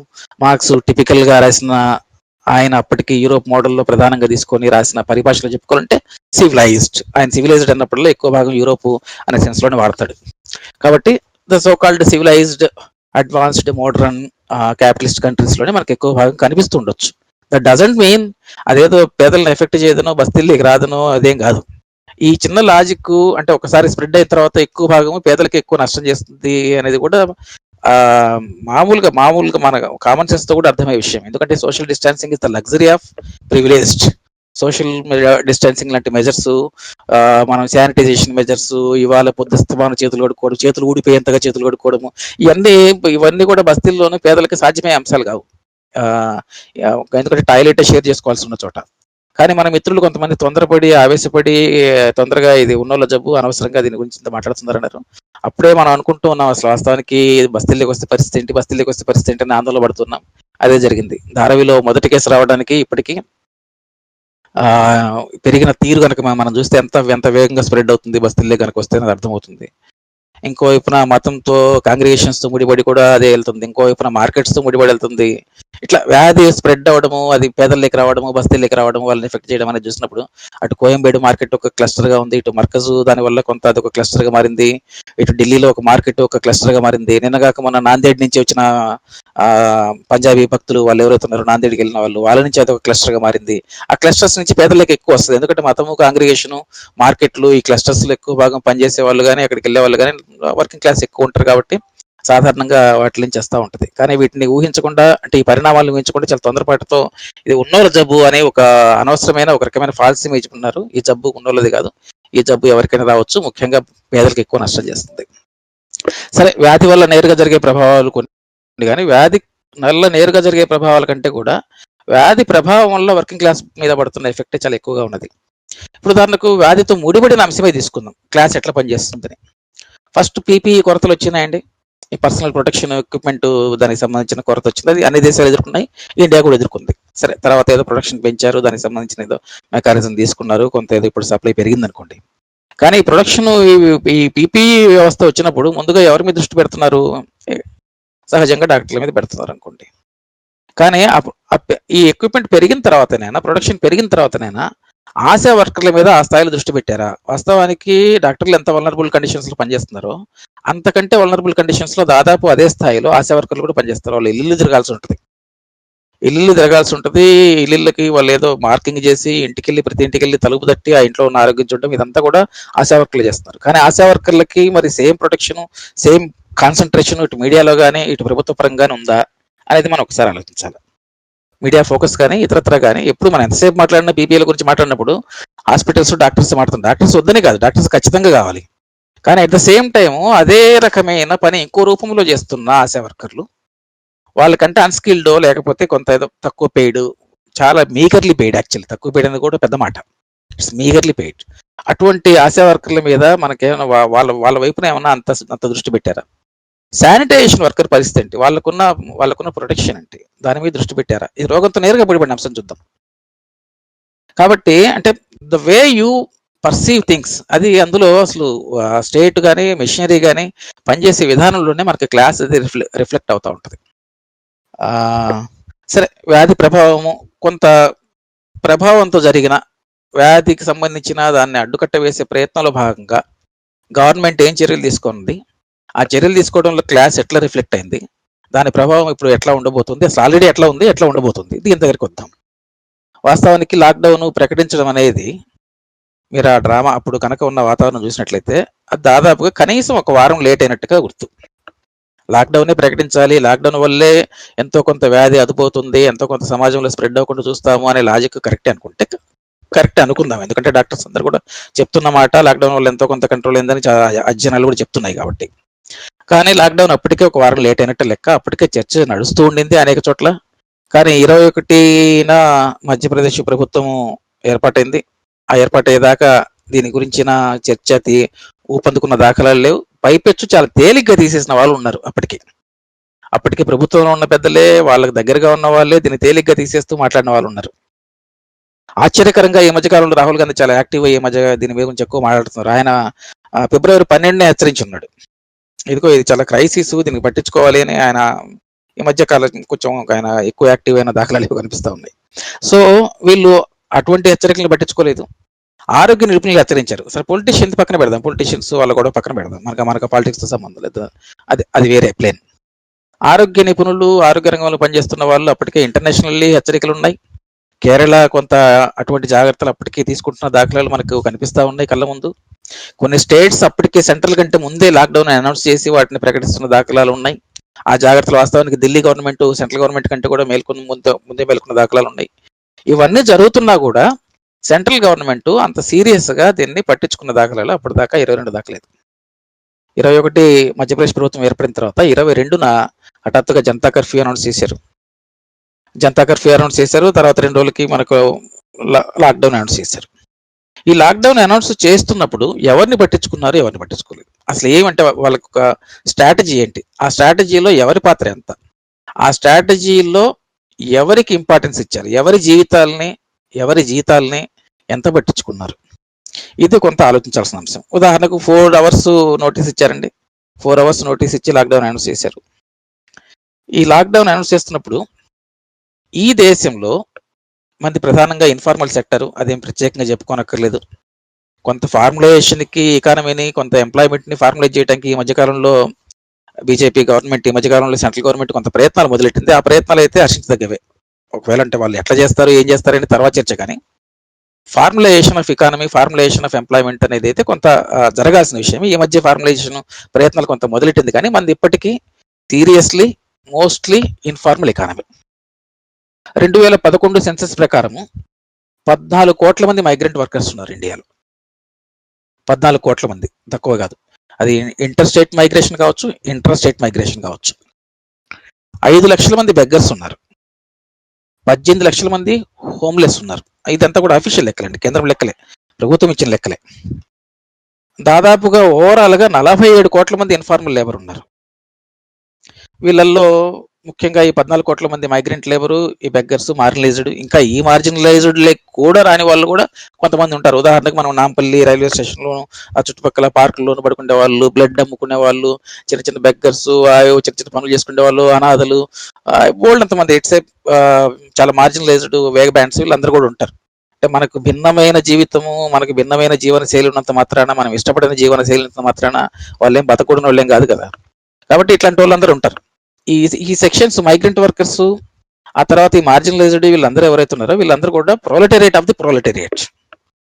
కాబట్టి వీళ్ళ గురించి, వీళ్ళ పరిస్థితి ఏంటి, ఏం చేద్దాం వీళ్ళ గురించి, ఇప్పుడు లాక్డౌన్ ప్రకటిస్తున్నాం కదా, వీళ్ళు ఏమవుతారు రేపు అనే ఆలోచన కానీ, దానికి స్ట్రాటజీ కానీ ఏమైనా డివైస్ చేశారా అనే దానికి మన దగ్గర ఏమాత్రము ఆధారాలు లేవు. ఎందుకంటే అది ఇంకొకటి ఏంటంటే జనరల్లీ ఈ మైగ్రెంట్ వర్కర్స్ దానికి సంబంధించి సాంకేతికంగా అదేదో కొంత స్టేట్స్ పరిధి కిందకి వస్తుంది. కాబట్టి సెంటర్ దాన్ని చాలా ఉదాసీనంగా చూసి ఏమాత్రం దాని మీద ఒక డివైస్డ్ స్ట్రాటజీ ఏమి రూపొందించిన దాఖలాలు లేవు. వాస్తవానికి మనకు గవర్నమెంట్ చెప్తుంది ఇది వారి కంటే పెద్ద సన్నివేశము, ఇది యుద్ధాన్ని మించిన ప్రమాదము, ఇది యుద్ధాన్ని మించిన ముప్పు అని చెప్తుంది. యుద్ధాన్ని మించిన ముప్పు అనుకున్నప్పుడు అంతే జాగ్రత్తలు, అంతే స్థాయి ఏర్పాట్లు వీళ్ళ గురించి కూడా చేసి ఉండొచ్చు. కరెక్ట్గా కనుక వాళ్ళ గురించి ఆలోచించుంటే, ఎంతో కొంత కరెక్ట్గా కాకపోయినా కనీసము హ్యూమానిటేరియన్ యాంగిల్ లేంచినా వాళ్ళ గురించి కనుక కొంత ఆలోచన పెట్టుంటే ఏదో ఒకటి చేసి ఉండొచ్చు. ఎట్లాగో లేట్ అయింది. ఆ రోజు దాకా లాక్డౌన్ లేదు. లాక్డౌన్ లేనప్పుడు, అప్పటిదాకా లేదు కదా, ఆ రోజు దాకా లేనప్పుడు ఇంకో రోజు తర్వాత ప్రకటించినా కూడా వచ్చే నష్టం లేదు. ఎట్లాగో వారం రోజులు అప్పటికి లేట్ అయింది కదా, నువ్వు మధ్యప్రదేశ్ ప్రభుత్వం ఏర్పడేదాకా ఆలోచించి ఉన్నారు, అప్పటిదాకా దాన్ని వాయిదా వేస్తూ వచ్చి ఉన్నారు. సో మొత్తం ట్రైన్స్ని, ఎందుకంటే రైల్వే వ్యవస్థ నీ చేతికి ఉన్నది. ప్రధానంగా ఈ వ్యాధి అప్పటికి, ఇప్పుడంటే కొంత జిల్లాల సెంటర్లోకి వచ్చింది, కానీ ఇప్పటికి కూడా దాదాపు ప్రధానంగా నగరాల్లో, పట్టణాల్లో ఉన్న వ్యాధి. ఇప్పుడు కూడా మేజర్ సిటీసే క్లస్టర్స్గా ఉన్నాయి. కాబట్టి సిటీస్లో కేంద్రీకృతమైన వ్యాధి ఇది. సిటీస్ నుంచి సిటీస్కి మనుషుల్ని పంపించడం అంత పెద్ద కష్టమేం కాదు. ఎందుకంటే మనకు రైల్వే వ్యవస్థ, బలమైన రైల్వే వ్యవస్థ ఉన్నది. ఈ రైల్వే వ్యవస్థను సన్నద్ధం చేసి అప్పుడే కనుక రైళ్లు పెట్టి, అవసరమైతే ఈ సోషల్ డిస్టాన్సింగ్, ఇంకోటి ఆరోగ్య ఏర్పాట్లు కావాలంటే ఆర్మీనైనా దించి, ప్రభుత్వము నిజంగా చేయదలుచుకుంటే, చిత్తశుద్ధి ఉంటే, వాళ్ళు కనుక వాళ్ళు థాట్ పెట్టి ఉంటే అదేం అసాధ్యమైన చర్య కాదు. ఇవాళ చాలా మంది మిత్రులు మాట్లాడుతున్నారు, విమానాల్లోంచి వచ్చే వాళ్ళతో మీరు పోటీ పెడుతున్నారు. ఎందుకు పోటీ పెడుతున్నారంటే, అప్పటికి అనేక దేశాల నుంచి విమానాల్లో మన వాళ్ళని రప్పించున్నారు. ఇక్కడున్న వాళ్ళని ఆ తర్వాత కూడా విమానాలు నిలిపివేసిన తర్వాత చాలా రోజుల తర్వాత, మొన్నటి దాకా కూడా ప్రతిరోజు 1-2 విమానాలు ఏదో ఒక దేశానికి వెళ్తూనే ఉన్నాయి. సో మిగిలి ఉన్న అక్కడున్న మన వాళ్ళని, విదేశాల్లో మిగిలి ఉన్న వాళ్ళు ఎక్కడి నుంచి వచ్చినాయి ప్రధానంగా విమానాలు? నాట్ గల్ఫ్, ఎక్కువ భాగము వెస్ట్ నుంచి, యూరోప్ నుంచి, అటు నుంచే వచ్చినాయి. సో ఎటువంటి మైగ్రేషన్ నువ్వు ఇండియాకి తెప్పించావు? గల్ఫ్ నుంచి అయితే జనరల్గా మన మైగ్రేషన్ సంగతి మనకు అందరికీ తెలిసిందే. వెస్ట్కి కొంత middle class, upper middle class migration ఉంటుంది. అక్కడికి వెళ్ళే క్లాస్ వేరు ఎక్కువ భాగము. గల్ఫ్కి వర్కింగ్ క్లాస్ మైగ్రేషన్ ఉంటుంది. సో నువ్వు ఇతరత్ర middle class, upper middle class సంబంధించిన అక్కడ మిగిలిపోయిన వాళ్ళని, అక్కడ ఇరుక్కుపోయిన వాళ్ళని విమానాలు పెట్టి తరలించావు. ఇక్కడున్న అదే రకమైన పౌరుల్ని, విదేశీ పౌరుల్ని విమానాలు పెట్టి తరలించావు. అటువంటి శ్రద్ధ ఇటు చూపించి ఉండొచ్చు కాదని ఎవరిని ప్రశ్నించినప్పుడు మనకు ఎదురయ్యే లాజిక్, మన మిత్రులు కూడా కొంతమంది అక్కడెక్కడ ప్రభుత్వానికి కొంచెం అటు అనుసంధానంగా ఉన్న వాళ్ళు, కొంత హేతుబద్ధంగా ఆలోచిస్తున్నామని చూపించుకునే వాళ్ళు చెప్పేది ఏంటంటే, దాంతో పోలిక కాదు, వీళ్ళ సంఖ్య చాలా ఎక్కువ, ఇది అసాధ్యం అని. కానీ అది అసాధ్యమా? ఇవాళ ట్రైన్స్ పెట్టి ఎంతో కొంత నువ్వు పంపించగలుగుతున్నప్పుడు, ఆ రోజు ఇంతకంటే ఎక్కువగా ట్రైన్స్ పెట్టి పంపించి ఉంటే అది అసాధ్యమేనా నిజంగా? అది మనం ఆలోచించాల్సిన అంశం. వాస్తవానికి దాని మీద థాట్ సరిగా పెట్టలేదు, శ్రద్ధ లేదు. దానికి సంబంధించిన వర్కింగ్ క్లాస్కి సంబంధించిన ఎఫర్ట్ కానీ, వాళ్ళకి సంబంధించిన ఆలోచన కానీ సరిగా చేయలేదనేది అయితే వాస్తవం. సరే, తర్వాత జరిగిన పరిణామాలు మనం అందరం కూడా చూస్తూ ఉన్నాం. ఎట్లా రోడ్ల మీద రాలిపోతున్నారు, ఎట్లా ఆకలి చావులు ఉన్నాయి. ఇదంతా కూడా ఏం చేశారంటే, దాదాపుగా స్టేట్స్ ఎంతో కొంత వాటికి సంబంధించిన జాగ్రత్తలు ఏవో తీసుకుంటున్నాయి. స్టేట్స్ ఎంతో కొంత దానికి సంబంధించిన రిహాబిలిటేషన్ ప్రోగ్రామ్స్, రిహాబిలిటేషన్ ఏర్పాట్లు ఏవో కొంత చేస్తున్నాయి. కానీ సెంటర్ వైపు నుంచి అటువంటి ప్రతిపాదన కానీ, అటువంటి ఒక చొరవ కానీ మనకు కనిపించిన దాఖలాలు తక్కువ. పోనీ ఏదో ఒక నిర్ణయం తీసుకున్నారు. నిర్ణయం తీసుకున్న తర్వాత చేయాల్సింది ఏముండే? ప్రధానంగా నగరాల్లోనే ప్రధానంగా ఈ వ్యాధి, దానికి సంబంధించిన సోషల్ డిస్టెన్సింగ్ నామ్స్ కానీ, క్లస్టర్స్ కానీ ఉన్నాయి. కాబట్టి ఈ working class population, migrant population ప్రధానంగా నగరాల్లోనే కేంద్రీకృతం అయింది. కాబట్టి ఇదే నగరాల్లో అనేక స్టేడియాలు ఉన్నాయి. ఓపెన్ స్టేడియాలు ఉన్నాయి, క్లోజ్డ్ స్టేడియాలు ఉన్నాయి, ఇండోర్ స్టేడియాలు ఉన్నాయి, ఓపెన్ పెద్ద స్టేడియాలు ఉన్నాయి. ఢిల్లీలో ఉన్నాయి, ముంబైలో ఉన్నాయి, ప్రతి చోట ఉన్నాయి. కనీసం స్టేడియాలు తీసుకుని ఒక మానవీయమైన రీతిలో వాళ్ళు కనీసం కొంచెం మినిమం రెస్పెక్ట్, ఒక మానవీయమైన రెస్పెక్ట్ ఉండేట్టుగా కొన్ని ఏర్పాట్లు చేయడం సెంట్రల్ గవర్నమెంట్కి అంత పెద్ద విషయం కాదు. స్టేట్ గవర్నమెంట్తో కోఆర్డినేట్ చేసుకొని చేస్తే అసలు అది అంత పెద్ద విషయం కానే కాదు. ఎందుకంటే వాళ్ళకి కమ్యూనిటీ కిచెన్స్ పెట్టొచ్చు. అక్కడ కిచెన్ పెట్టి వాళ్ళకి రోజుకు 2 పూటలు 3 పూటలు ఏదో వండించి పెట్టడం అది పెద్ద కష్టం కాదు. ఎందుకంటే మీకు అందరికీ తెలిసిన విషయమే, 9 నెలల వరకు, ఇప్పటి నుంచి ఇంకొక 9 నెలల వరకు ఏం పండించకపోయినా కూడా దేశం బతికినన్ని ధాన్యాలు ఉన్నాయని స్వయంగా మంత్రి చెప్పాడు. 9 నెలల దాకా ధాన్యాలు శుభ్రంగా ఉన్నాయి. మళ్ళీ పంట బంపర్ క్రాప్ వచ్చింది ఈసారి. తెలంగాణ, ఆంధ్ర నుంచి అయితే ఇంకా ఎక్కువ వచ్చింది ఈసారి. సో నీకు ఎంత బంపర్ క్రాప్ ఆల్రెడీ వచ్చినది, ఆల్రెడీ ధాన్యాలు ఏం చేసుకోవాలో తోచలేంత పరిస్థితిలో ఉన్నావు. ఇంకా ఆ ధాన్యాలను ఏం చేస్తున్నావు నువ్వు? ఇత్తనాలు ఏదో ద్రావకం అంటే ఆ పేరు గుర్తు రావట్లేదు, ఈ చేతులు శానిటైజర్స్ ప్రొడక్ట్ తయారు చేయడానికి ఇప్పుడు ఆ ధాన్యాన్ని కొంత వాడుతున్నారు. అంటే శానిటైజర్స్ దానికి కూడా నువ్వు దీన్ని రైస్ను వాడేంతగా నీ దగ్గర ధాన్యం ఉన్నది. కాబట్టి కడుపు నింపడము, ఆకలి ఉన్న వాళ్ళ కడుపు నింపడము, మైగ్రెంట్ వర్కర్స్ కడుపు నింపడము, మార్జినలైజ్డ్ వాళ్ళ కడుపు నింపడము, నోమాటిక్ గా తిరిగే వాళ్ళ కడుపు నింపడము, ఏ గవర్నమెంట్ కూడా అసాధ్యమైన ప్రక్రియ అసలు కానే కాదు. వాళ్ళు కనుక దానికి సంబంధించిన ఎఫర్ట్ అది పెట్టుంటే స్టేడియాల్లో పెట్టుండొచ్చు, ఏర్పాట్లు తీసుకొని ఉండొచ్చు. పోనీ లాక్డౌన్ వల్ల నిర్ణయం తీసుకున్నాము, ఏదో అడవుడికి తీసుకోవాల్సి వచ్చింది, సరే ఏదో అనుకుంటా. ఆ తర్వాత ఊరికి సారీ చెప్పి పోయేది కాదు కదా, తర్వాత ప్రధాని సారీ కూడా చెప్పిన్నారు సందర్భంలో. కాబట్టి దానికి సంబంధించిన ఒక లేకపోవడము, చొరవ లేకపోవడము, ఆలోచన లేకపోవడం అనేది అది స్టేట్ దాంట్లో ఉన్న వాళ్ళ సైకిలో స్థిరపడిపోయి ఉన్న ఒక రకమైన వర్గ స్పృహని, దానికి సంబంధించిన వాళ్ళకున్న ఆలోచన విధానాన్ని మనకు రిఫ్లెక్ట్ చేస్తుంది, అంతకుమించి ఏం లేదు. ఆ తర్వాత కూడా వాళ్ళు తీసుకున్న చర్యలు ఏంటంటే, ఇమీడియట్ గా స్టేట్స్ కానీ వీళ్ళు కానీ ఫస్ట్ ఉద్యోగుల వేతనాల్లో కోత విధించారు. ఎందుకంటే ఇప్పటికే భయాలు ఉన్నాయి, ఎన్ని ఉద్యోగాలు పోతాయి, ఏం జరుగుతుందనే దాని మీద భయాలు ఉన్నాయి, ఆర్థిక వ్యవస్థ దిగజారుతుందనే భయాలు ఉన్నాయి. భయాలు ఉన్నప్పుడు ఏం చేయొచ్చు? రిచ్ మీద ట్యాక్స్ వేయచ్చు, కంపెనీల మీద ట్యాక్స్ వేయచ్చు, లాభాల మీద ట్యాక్స్ వేయచ్చు, అటువంటి ప్రయత్నాలు చేయొచ్చు. ఎందుకంటే ఇండియాలో ఉన్నంత అసమానతలు దాదాపుగా మనకు మామూలు వెస్ట్లో కూడా కనిపించినంత అసమానతలు మనకు ఉంటాయి. మనకు కింది ఉద్యోగికి పై ఉద్యోగికి ఉన్నంత భయానకమైన తేడాలు మీకు దాదాపుగా చాలా చోట్ల నాగరికం అనిపించుకునే సమాజంలో ఎక్కడ కూడా ఇంత అసమానతలు లేవు. కాబట్టి ఇటువంటి ప్రతిపాదనలు లేవు, ముందుకు వచ్చిన దాఖలాలు లేవు. కానీ ఇమీడియట్ గా వేటుపడింది ఎక్కడ? ఇమీడియట్ గా ఎవరి మీద ఈ ఆస్టారిటీ మెజర్స్ పెట్టారంటే డిఏ నిలుపుదల చేశారు. డిఏ నిలుపుదల చేయడం వల్ల 18 నెలల దాకా నిలుపుదల చేశారు. కేవలము ఈ డిఏ నిలుపుదల చేయడం వల్ల గవర్నమెంట్కి వస్తున్న ఆదాయము 1.21 లక్షల కోట్ల లాభం, 1,21,000 కోట్ల లాభం ఇది గవర్నమెంట్కి వస్తుంది. అట్లాగే పెట్రోల్, క్రూడ్ ఆయిల్ అంటే ఊరికంటే మనకు ఈ ఎకానమీ ఎట్లా పనిచేస్తుంది, వాళ్ళ పర్స్పెక్టివ్ ఎట్లా పనిచేస్తుంది, ఎక్కడ వేటు వేస్తారు, ఎక్కడ వేయరు. ఉదాహరణకు ట్యాక్స్ వేయాలి, రిచ్ మీద ట్యాక్స్ వేయాలని ప్రతిపాదించిన ఆఫీసర్ మీద చర్యలు తీసుకుంటున్నారు. అది పరిస్థితి. ఒక ఆఫీసర్ ఏదో అటువంటి లెటర్ రాస్తే ఆ లెటర్ రాసిన ఆఫీసర్ మీద క్రమశిక్షణ చర్యలకి ఇవాళ ఉపక్రమిస్తూ ఉన్నారు. సో పెట్రోలియం చూద్దాం. క్రూడ్ ఆయిల్ ధరలు చరిత్రలో దాదాపుగా అత్యంత లోకు పడిపోయి ఉన్నాయి, చాలా దారుణమైన లెవెల్స్ పడిపోయినాయి. ఎందుకంటే కన్సంప్షన్ లేదు, రవాణా లేదు, ప్రపంచం అంతా నిలిచిపోయి ఉన్నది. కాబట్టి చాలా లోకు పడిపోయి ఉన్నాయి. ఈ దశలో గవర్నమెంట్ ఏం చేసిందండి, అంత లోకు పడిపోయినప్పుడు ఆ ఫాయిదాని ఏమన్నా ముందుకు తగ్గించడము, రేట్స్ తగ్గించడము, అది ఏదైనా చేస్తారని అనుకోవచ్చు మనం. ఎందుకంటే దాంతో లింక్ అయి ఉంటుంది వర్కింగ్ క్లాస్ ప్రయోజనాలు కూడా. కేవలం పెట్రోల్, రవాణా, మిడిల్ క్లాసు అది ఒకటే కాదు. ఎందుకంటే పెట్రోల్, డీజిల్ వాటి రేట్లు తగ్గితే దాని మేరకి మిగిలిన రేట్లు తగ్గుతాయి, ఇన్ఫ్లేషన్ తగ్గుతుంది, చాలా దాని చుట్టూ ఉన్న ఎకానమీ మీలో చాలా మందికి తెలిసిందే. సో అంత లోకు తగ్గిన గవర్నమెంట్ ఏం చేసిందంటే 2 సార్లు ట్యాక్స్లు పెంచారు. అంత భారీగా తగ్గిన ధరల మీద 2 సార్లు ట్యాక్స్లు పెంచి దానివల్ల ఒక లాభాన్ని మూట కట్టుకునే ప్రయత్నం చేశారు. అంటే ఈ 2 ఎగ్జాంపుల్స్ మనకు క్లియర్ కట్ గా కనిపించే ఎగ్జాంపుల్స్. అట్లాగే ఎంఎస్ఎంఈల సంగతి పట్టించుకోలేదు. ఎంఎస్ఎంఈల్లో దాదాపుగా 11 కోట్ల మంది ఉద్యోగులు కోల్పోయారు ఇప్పటికీ. ప్రధానంగా ఎంఎస్ఎంఈల మీద పనిచేసే వ్యవస్థ, అన్ఆర్గనైజ్డ్ వ్యవస్థ, దాంతోపాటు గిగ్ ఎకానమీ. ఇవాళ ఎక్కువ భాగము అర్జెంటుగా ఇమ్మీడియట్ గా దెబ్బతిన్నది గిగ్ ఎకానమీ వల్లే. డెలివరీ బాయ్స్ కావచ్చు, ఊబర్ డ్రైవర్లు కావచ్చు, చిన్న ఉద్యోగాలు, సెమీ ఉద్యోగాలు. ఎందుకంటే ఈ క్యాపిటలిస్ట్ ఇది ప్రోగ్రెషన్ లో భాగంగా ఒక కొత్త రకమైన ఆర్థిక వ్యవస్థ ఏర్పడింది. ఆ కొత్త రకమైన ఆర్థిక వ్యవస్థ ఎటువంటి రక్షణ లేని అసలు ఉద్యోగులు కాదు, semi employment is the biggest. Unemployment తో పాటుగా ఒక రకంగా దాంతో పోలిస్తే అంతకంటే పెద్దగా ఇండియాలో ఈ మధ్యకాలంలో విస్తృతమైన ఒక సమస్య ఈ ఎంప్లాయ్మెంట్ కాదో తెలియని ఒక employment, semi employment, self exploitative employment అంట.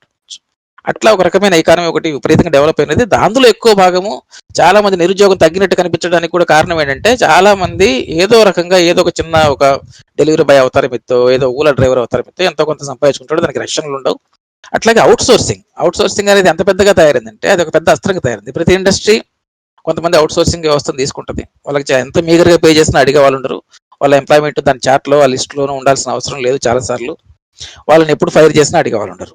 సో మొట్టమొదటి వేటు ఇది జరిగిన తర్వాత ఈ సెమీ ఎంప్లాయ్మెంట్, గిగ్ ఎకానమీ, దీనికి సంబంధించిన వర్కర్స్ వాళ్ళు మొట్టమొదటి వేటు పడింది. ఇంకా తర్వాత ఇన్ఫార్మల్, మన ఫార్మల్ ఎకానమీలో ఉన్న వాళ్ళ మీద డిఏ కోతలు కావచ్చు, శాలరీ వేతనాలు కోతలు కావచ్చు, ఆ వర్కింగ్ క్లాస్ మీద ఇంకో లేయర్లో పడింది. ఈ రెండు కాకుండా అత్యంత భయానకమైన, దారుణమైన, అమానవీయమైన వేటైతే మైగ్రెంట్ వర్కర్స్ మీద, మార్జినలైజ్ మీద పడింది. అదంతా మనం రోజువారీగా పేపర్లోను, రోజువారీ దృశ్యాల్లో చూస్తున్నాము. హృదయ విదారకంగా ఉన్నాయి. మనలోనే చాలా మందికి దుఃఖం కలిగించేంత వేదనాపూరితమైన గర్భిణీ స్త్రీలు రాలిపోవడం కానీ, పాదాలు కందిపో, అసలు మొత్తం నడుస్తూ గ్రామాల దగ్గరికి పోయి రాలిపోయేవాళ్ళు కానీ, ఇదంతా మనకు రోజువారీగా మనం చూస్తా ఉన్నాం. ఇంకోవైపునేమో కేంద్రము అవకాశం ఉన్న ప్రతి చోట ఆదాయాన్ని మూట కట్టుకునే చర్యలను ఎట్లా తీసుకుంటుందో కూడా మనం చూస్తా ఉన్నాం. ఇదంతా ఎందుకు వస్తుంది? ఇప్పుడు ఉదాహరణకు ఒకవైపునేమో ప్యానిక్ వాతావరణం ఉంది. ఇంత ప్యానిక్ వాతావరణం ఉన్నప్పుడు నువ్వే ఒకవైపు చెప్తున్నావు, మూతిగుడ్డ అంటే మాస్క్లు కట్టుకోమని చెప్తున్నావు, శానిటైజర్స్ ఎట్లా వాడాలని చెప్తున్నావు, ఫోన్ ఎత్తితే ఇవన్నీ చెప్తున్నావు. ఇవన్నీ చెప్తున్నప్పుడు ప్యానిక్ ఎక్కర్లేదు, మీరేం భయపడక్కర్లేదు అని ఇంకోవైపు అంటావు. అంటే ప్యానిక్ అనేదాన్ని ఒక వాతావరణంలో ఒకటి ఆల్రెడీ క్రియేట్ చేస్తున్నాము. అది జాగ్రత్త కోసమే చేసి ఉండొచ్చు, మనుషుల అవసరాల కోసమే చేసి ఉండొచ్చు. కానీ ఇంత ప్యానిక్ ఉన్నప్పుడు హ్యూమన్ ఇన్స్టింక్ట్ ఏదో ముప్పు ముంచుకొచ్చింది, నాకు ప్రమాదం ముంచుకొచ్చింది, ఏదో చనిపోయే పరిస్థితులు ఉన్నాయి, చాలా దుఃఖపూరితమైన పరిస్థితులు ఉన్నాయి అనుకున్నప్పుడు మనిషి అయిన వాళ్ళతో అయిన ఊరిలో ఉండాలనుకుంటాడు. చాలా బేసిక్ ఇన్స్టింక్ట్ అది. అయిన వాళ్ళతో ప్రమాదం ముంచుకొచ్చినప్పుడు అయిన వాళ్ళతో ఉండాలనుకోవడం, సొంత ఊర్లో ఉండాలనుకోవడం. అది చాలా న్యాయమైన, చాలా రీజనబుల్, చాలా లెజిటిమైట్ డిమాండ్ అది. నువ్వు ఆ డిమాండ్ని దోసిపుచ్చి ఇక్కడ వర్కింగ్ తగ్గుతుంది కాబట్టి ఇక్కడే ఉంచాలి, అక్కడ వాళ్ళకి రైలు పెట్టకండి, మన కర్ణాటక చేసింది మనం అందరం చూసినాం. అది అంటే ఇన్హ్యూమన్. అది అంటే వర్కింగ్ ప్రొడక్షన్ తగ్గుతుంది. ఇది మళ్ళీ క్యాపిటలిస్ట్ లాజికే. ప్రొడక్షన్ తగ్గుతుంది అంటే సిటీల్లో మీకు నగరాలు నిర్మించడానికి, బిల్డింగ్లు నిర్మించడానికి వాళ్ళు అవసరం కాబట్టి వాళ్ళు కనీసం నువ్వేమో నీ ఇంట్లో ఇప్పుడు ఉదాహరణకి ఇప్పుడు వర్క్ ఫ్రమ్ హోమ్ ఉందనుకోండి, మిడిల్ క్లాస్కి వర్క్ ఫ్రమ్ హోమ్ ఉన్నంత లగ్జరీ మిగిలిన వాళ్ళకి ఉండదు కదా. కాబట్టి ఈ వర్క్ ఫ్రమ్ హోమ్ లాంటి ఈ పెట్టి ఇంకోవైపునేమో వాళ్ళకి అసలు మినిమం రైట్స్ వాటిని కూడా డెనై చేయటం. అంటే ఉత్పత్తి తగ్గిపోతుంది, వీళ్ళు వెళ్తే ఇక్కడ ఇవన్నీ పనులు చేయడానికి ఉండదు కాబట్టి వాళ్ళు ఉంచాలనుకోవడం. ఈ ఇన్హ్యూమన్ కైండ్ ఆఫ్ లాజిక్ మన కళ్ళ ముందే, మన కళ్ళ ముందు, మన దేశంలోనే మన నాయకులే మనమే చూస్తా ఉన్నాం. ఇప్పుడు ఉదాహరణకు ఆయన ఫస్ట్ లో ఏం తీసుకున్నారండి, ప్యానిక్ ఎక్కర్లేదని ఒక రకమైన ఒక భయానకమైన వాతావరణం మన చుట్టుపక్కల ఉన్నప్పుడు మనుషులు ఖచ్చితంగా ఊరికి వెళ్ళాలనుకుంటారు. నువ్వు ఏం చెప్పినా వెళ్ళడానికి సిద్ధపడరు. ఇంకోవైపునేమో పోనీ వాళ్ళు ఉన్న వాళ్ళకి గౌరవనీయమైన మినిమం డిగ్నిటీతో కూడిన ఏర్పాట్లు ఏమైనా చేయగలమా అంటే అటువంటిది ఏం చేసిన దాఖలు లేవు. రాష్ట్రాలకు పూర్తిగా వదిలేశారు. రాష్ట్రాలు చేయగలిగినవి ఎంతో కొంత చేస్తున్నాయి. దాన్ని మించి రాష్ట్రాలు ఏం చేస్తున్నాయి అంటే చారిటీకి ఎక్కువ భాగం వదిలేస్తున్నాయి. అంటే ఇండివిజువల్ ఛాయిస్కి వదిలేస్తున్నాయి. ఇండివిజువల్లో గుడ్ సమారిటన్స్ ఏవో వాళ్ళు ఇక్కడ సేవ చేస్తున్న వాళ్ళు, ఎన్జిఓలు, బృందాలు, వీటన్నిటి కూడా సరే. దాని చారిటీ సంగతికి తర్వాత వద్దాం, ఈ చారిటీ లాజిక్కి.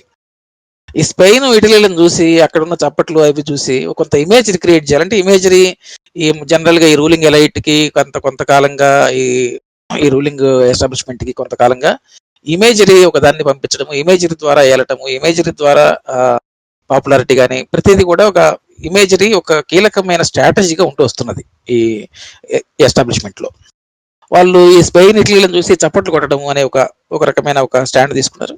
మేబీ ఉత్సాహపరచడానికి ఒక రకమైన సింబల్ అనుకోవచ్చు. దాని గురించి పెద్ద నష్టం ఉందా లేదా చర్చ కాదు. కానీ కాకపోతే ఇది addressing middle class only, your engaging middle class. అంటే నీ సంభాషణ, నీ స్ట్రాటజీ అంతా కూడా మిడిల్ క్లాస్ వైపే ఉంది. ఆఫీస్కి ఎంతమంది రావాలి, ఎంతమంది 33% రావచ్చా, అసలు రాకూడదా, 10%తో పనిచేయాలా, డిస్టెన్స్ ఎంత ఉండాలి, యాప్ ఏంటి, ఇదంతా కూడా the whole strategy build around middle class and upper class only. ఇందులో ఎక్కడ కూడా వీటితో నిమిత్తం లేని, వీటికి దూరంగా ఉండే ఈ స్పృహ లేని, ఈ చైతన్యము అంతగా నువ్వు ఎక్కించలేని, దీనికి దూరంగా ఉండి వీటిని వాడుకోలేని, ఆ వనరులు లేని, దీనికి సంబంధించిన సోర్సు, దీనికి సంబంధించిన ఎక్స్పోజర్ లేని ఈ క్లాసెస్ ఏవైతే ఉన్నాయో ఆ క్లాస్కి సంబంధించిన స్ట్రాటజీస్ మనకి ఎక్కడ కనిపించవు. అది దీపాలు వెలిగించడం కావచ్చు, అది బాలకని చప్పట్లు కావచ్చు. ఒకవైపున మనుషులు రాలిపోతా ఉన్నారు, రోడ్ల మీద రాలిపోతా ఉన్నారు, ఎక్కడికక్కడ చాలా హృదయ విదారకంగా రాలిపోతా ఉన్నారు. దానికి సంబంధించిన స్ట్రాటజీ ఇవాళ కూడా కరెక్ట్ స్ట్రాటజీ లేదు. చాలా లేట్గా చాలా మంది చనిపోవడం, ఆకలి చావులు ఎంత చూసిన తర్వాత, దుర్భరమైన పరిస్థితులు చూసిన తర్వాత అప్పుడు చొరవ, కొంచెం చలనం వచ్చి అప్పుడు ఎవరు ట్రైన్స్కి అలౌ చేయడం. అప్పుడు కూడా ఏంటండి 85% మేము భరిస్తున్నాం అసలు అంటే అప్పుడు కూడా టికెట్స్, దానికి ఒక ఖరీదు పెట్టడం, దానికి ఒక టికెట్ పెట్టడం. అంటే ఇట్లాంటి పరిస్థితుల్లో మనుషులకు పని లేని వాతావరణంలో ఇప్పుడు మిగిలిన వాళ్ళకి కొంత స్థిరమైన ఆదాయము, ఆర్గనైజ్డ్ సెక్టర్లో ఉన్న వాళ్ళకి ఎంతో కొంత ఆదాయం ఉంది, వాళ్ళకి కొంత దానికి సంబంధించిన క్వశ్చన్ ఎంతో కొంత ఉంటుంది. రోజువారీ వర్కర్స్, డైలీ వర్కర్స్కి ఇంతకాలం పని లేకపోతే వాళ్ళు ఎట్లా బతుకుతారు? వాళ్ళ చేతిలో ఏముంటుంది అసలు? కేవలము ఎవరో ఒక ఎన్జిఓనో లేకపోతే ఎవరో ఒకరు పెట్టే ఒక పూట పెట్టే భోజనంతోనే నడవదు కదా. దాంతో పాటుగా పిల్లలు ఉంటారు, పిల్లలకి పాలు అవసరం అవుతాయి, బ్రెడ్ అవసరం అవుతాయి, ఇంకా చాలా అవసరాలు ఉంటాయి కదా మనుషుల జీవితాల్లో. కేవలము మనము మానవ జాతి కేవలము అన్నము తిని బతకడము, అన్నమే ఏకైక ఖర్చు అనే దశ నుంచి మనం చాలా చాలా దశ దాటొచ్చున్నాం. వాస్తవానికి ఆహారము మన బడ్జెట్ లో ప్రైమరీ పొజిషన్ పోషించే దశ నుంచి చాలా దాటి రావడమే ఒక నాగరికతగా మనం చెప్పుకుంటున్నాం. అది క్యాపిటలిస్ట్ లాజిక్ లోను జనరల్ గా నాగరికత చిహ్నాల్లో కూడా, మామూలుగా మన సివిలైజ్డ్ దాని చిహ్నాల్లో కూడా ఇవాళ రేపు ఇంటర్నెట్ కన్సంప్షన్ ఎంత అనే దాని ఒక పారామీటర్ చూస్తారు, ఎలక్ట్రిసిటీ కన్సంప్షన్ ఎంత అనే దాని ఒక పారామీటర్ చూస్తారు. ఆ దశకు వచ్చిన తర్వాత ఇటువంటి ఖర్చులే మేజర్ ఖర్చులే అయిన ఒక దశలో నువ్వు ఇంకా కేవలం వాళ్ళకి ఎవరో ఒకరు ఒక పూట భోజనం పెడితే ఉంటది కదా, దాంతోపాటు ఇతరత్ర అవసరాలు ఉంటాయి కదా. అటువంటి వాళ్ళు ఒక 45 days దాటిన తర్వాత వాళ్ళ చేతిలో ఏముంటుందని, వాళ్ళ దగ్గర ఏం మిగిలి ఉంటుందని నువ్వు వాళ్ళని శాలరీ, వాళ్ళు టికెట్ పెట్టి రాష్ట్రాలకు పంపించడం అనేది. కొన్ని రాష్ట్రాలు సరిగ్గా తర్వాత కొంత దానికి సంబంధించిన చర్చ నడిచిన తర్వాత కొన్ని రాష్ట్రాలు అయితే మేము పెట్టుకుంటున్నాయి, దానికి సంబంధించి మళ్ళీ ఒక వివాదము ఢిల్లీ గవర్నమెంట్కి, బీహార్ గవర్నమెంట్ ఇదంతా కూడా నడుస్తూ ఉంది. సెంట్రల్ గవర్నమెంట్ దానికి సంబంధించి ఒక విచిత్రమైన లెక్కలతో వచ్చింది, 75% మేము పెట్టుకుంటున్నాము అని. ఆ 75% లెక్కలు వేస్తే చాలా అది వేరే, అది మామూలు టికెట్కి సంబంధించిన ప్రైస్ కాదు, ట్రైన్ నడపడం దానికి సంబంధించి. అంటే అది ఇన్హ్యూమన్. ఇప్పుడు ఇట్లాంటి పరిస్థితులు అంటే వారికంటే పెద్ద సన్నివేశం అని ఒక వైపున చెప్తున్నప్పుడు ఇటువంటి లెక్కలు వేసి 75% మేము పెట్టుకుంటున్నాము, మిగిలిన వాళ్ళు పెట్టుకోవాలి కాబట్టి టికెట్ పెట్టుకోవాలి అనేది చెప్పడం ఏదైతుందో that it self is anti human, not just anti labour, not just anti poor, it's anti human also.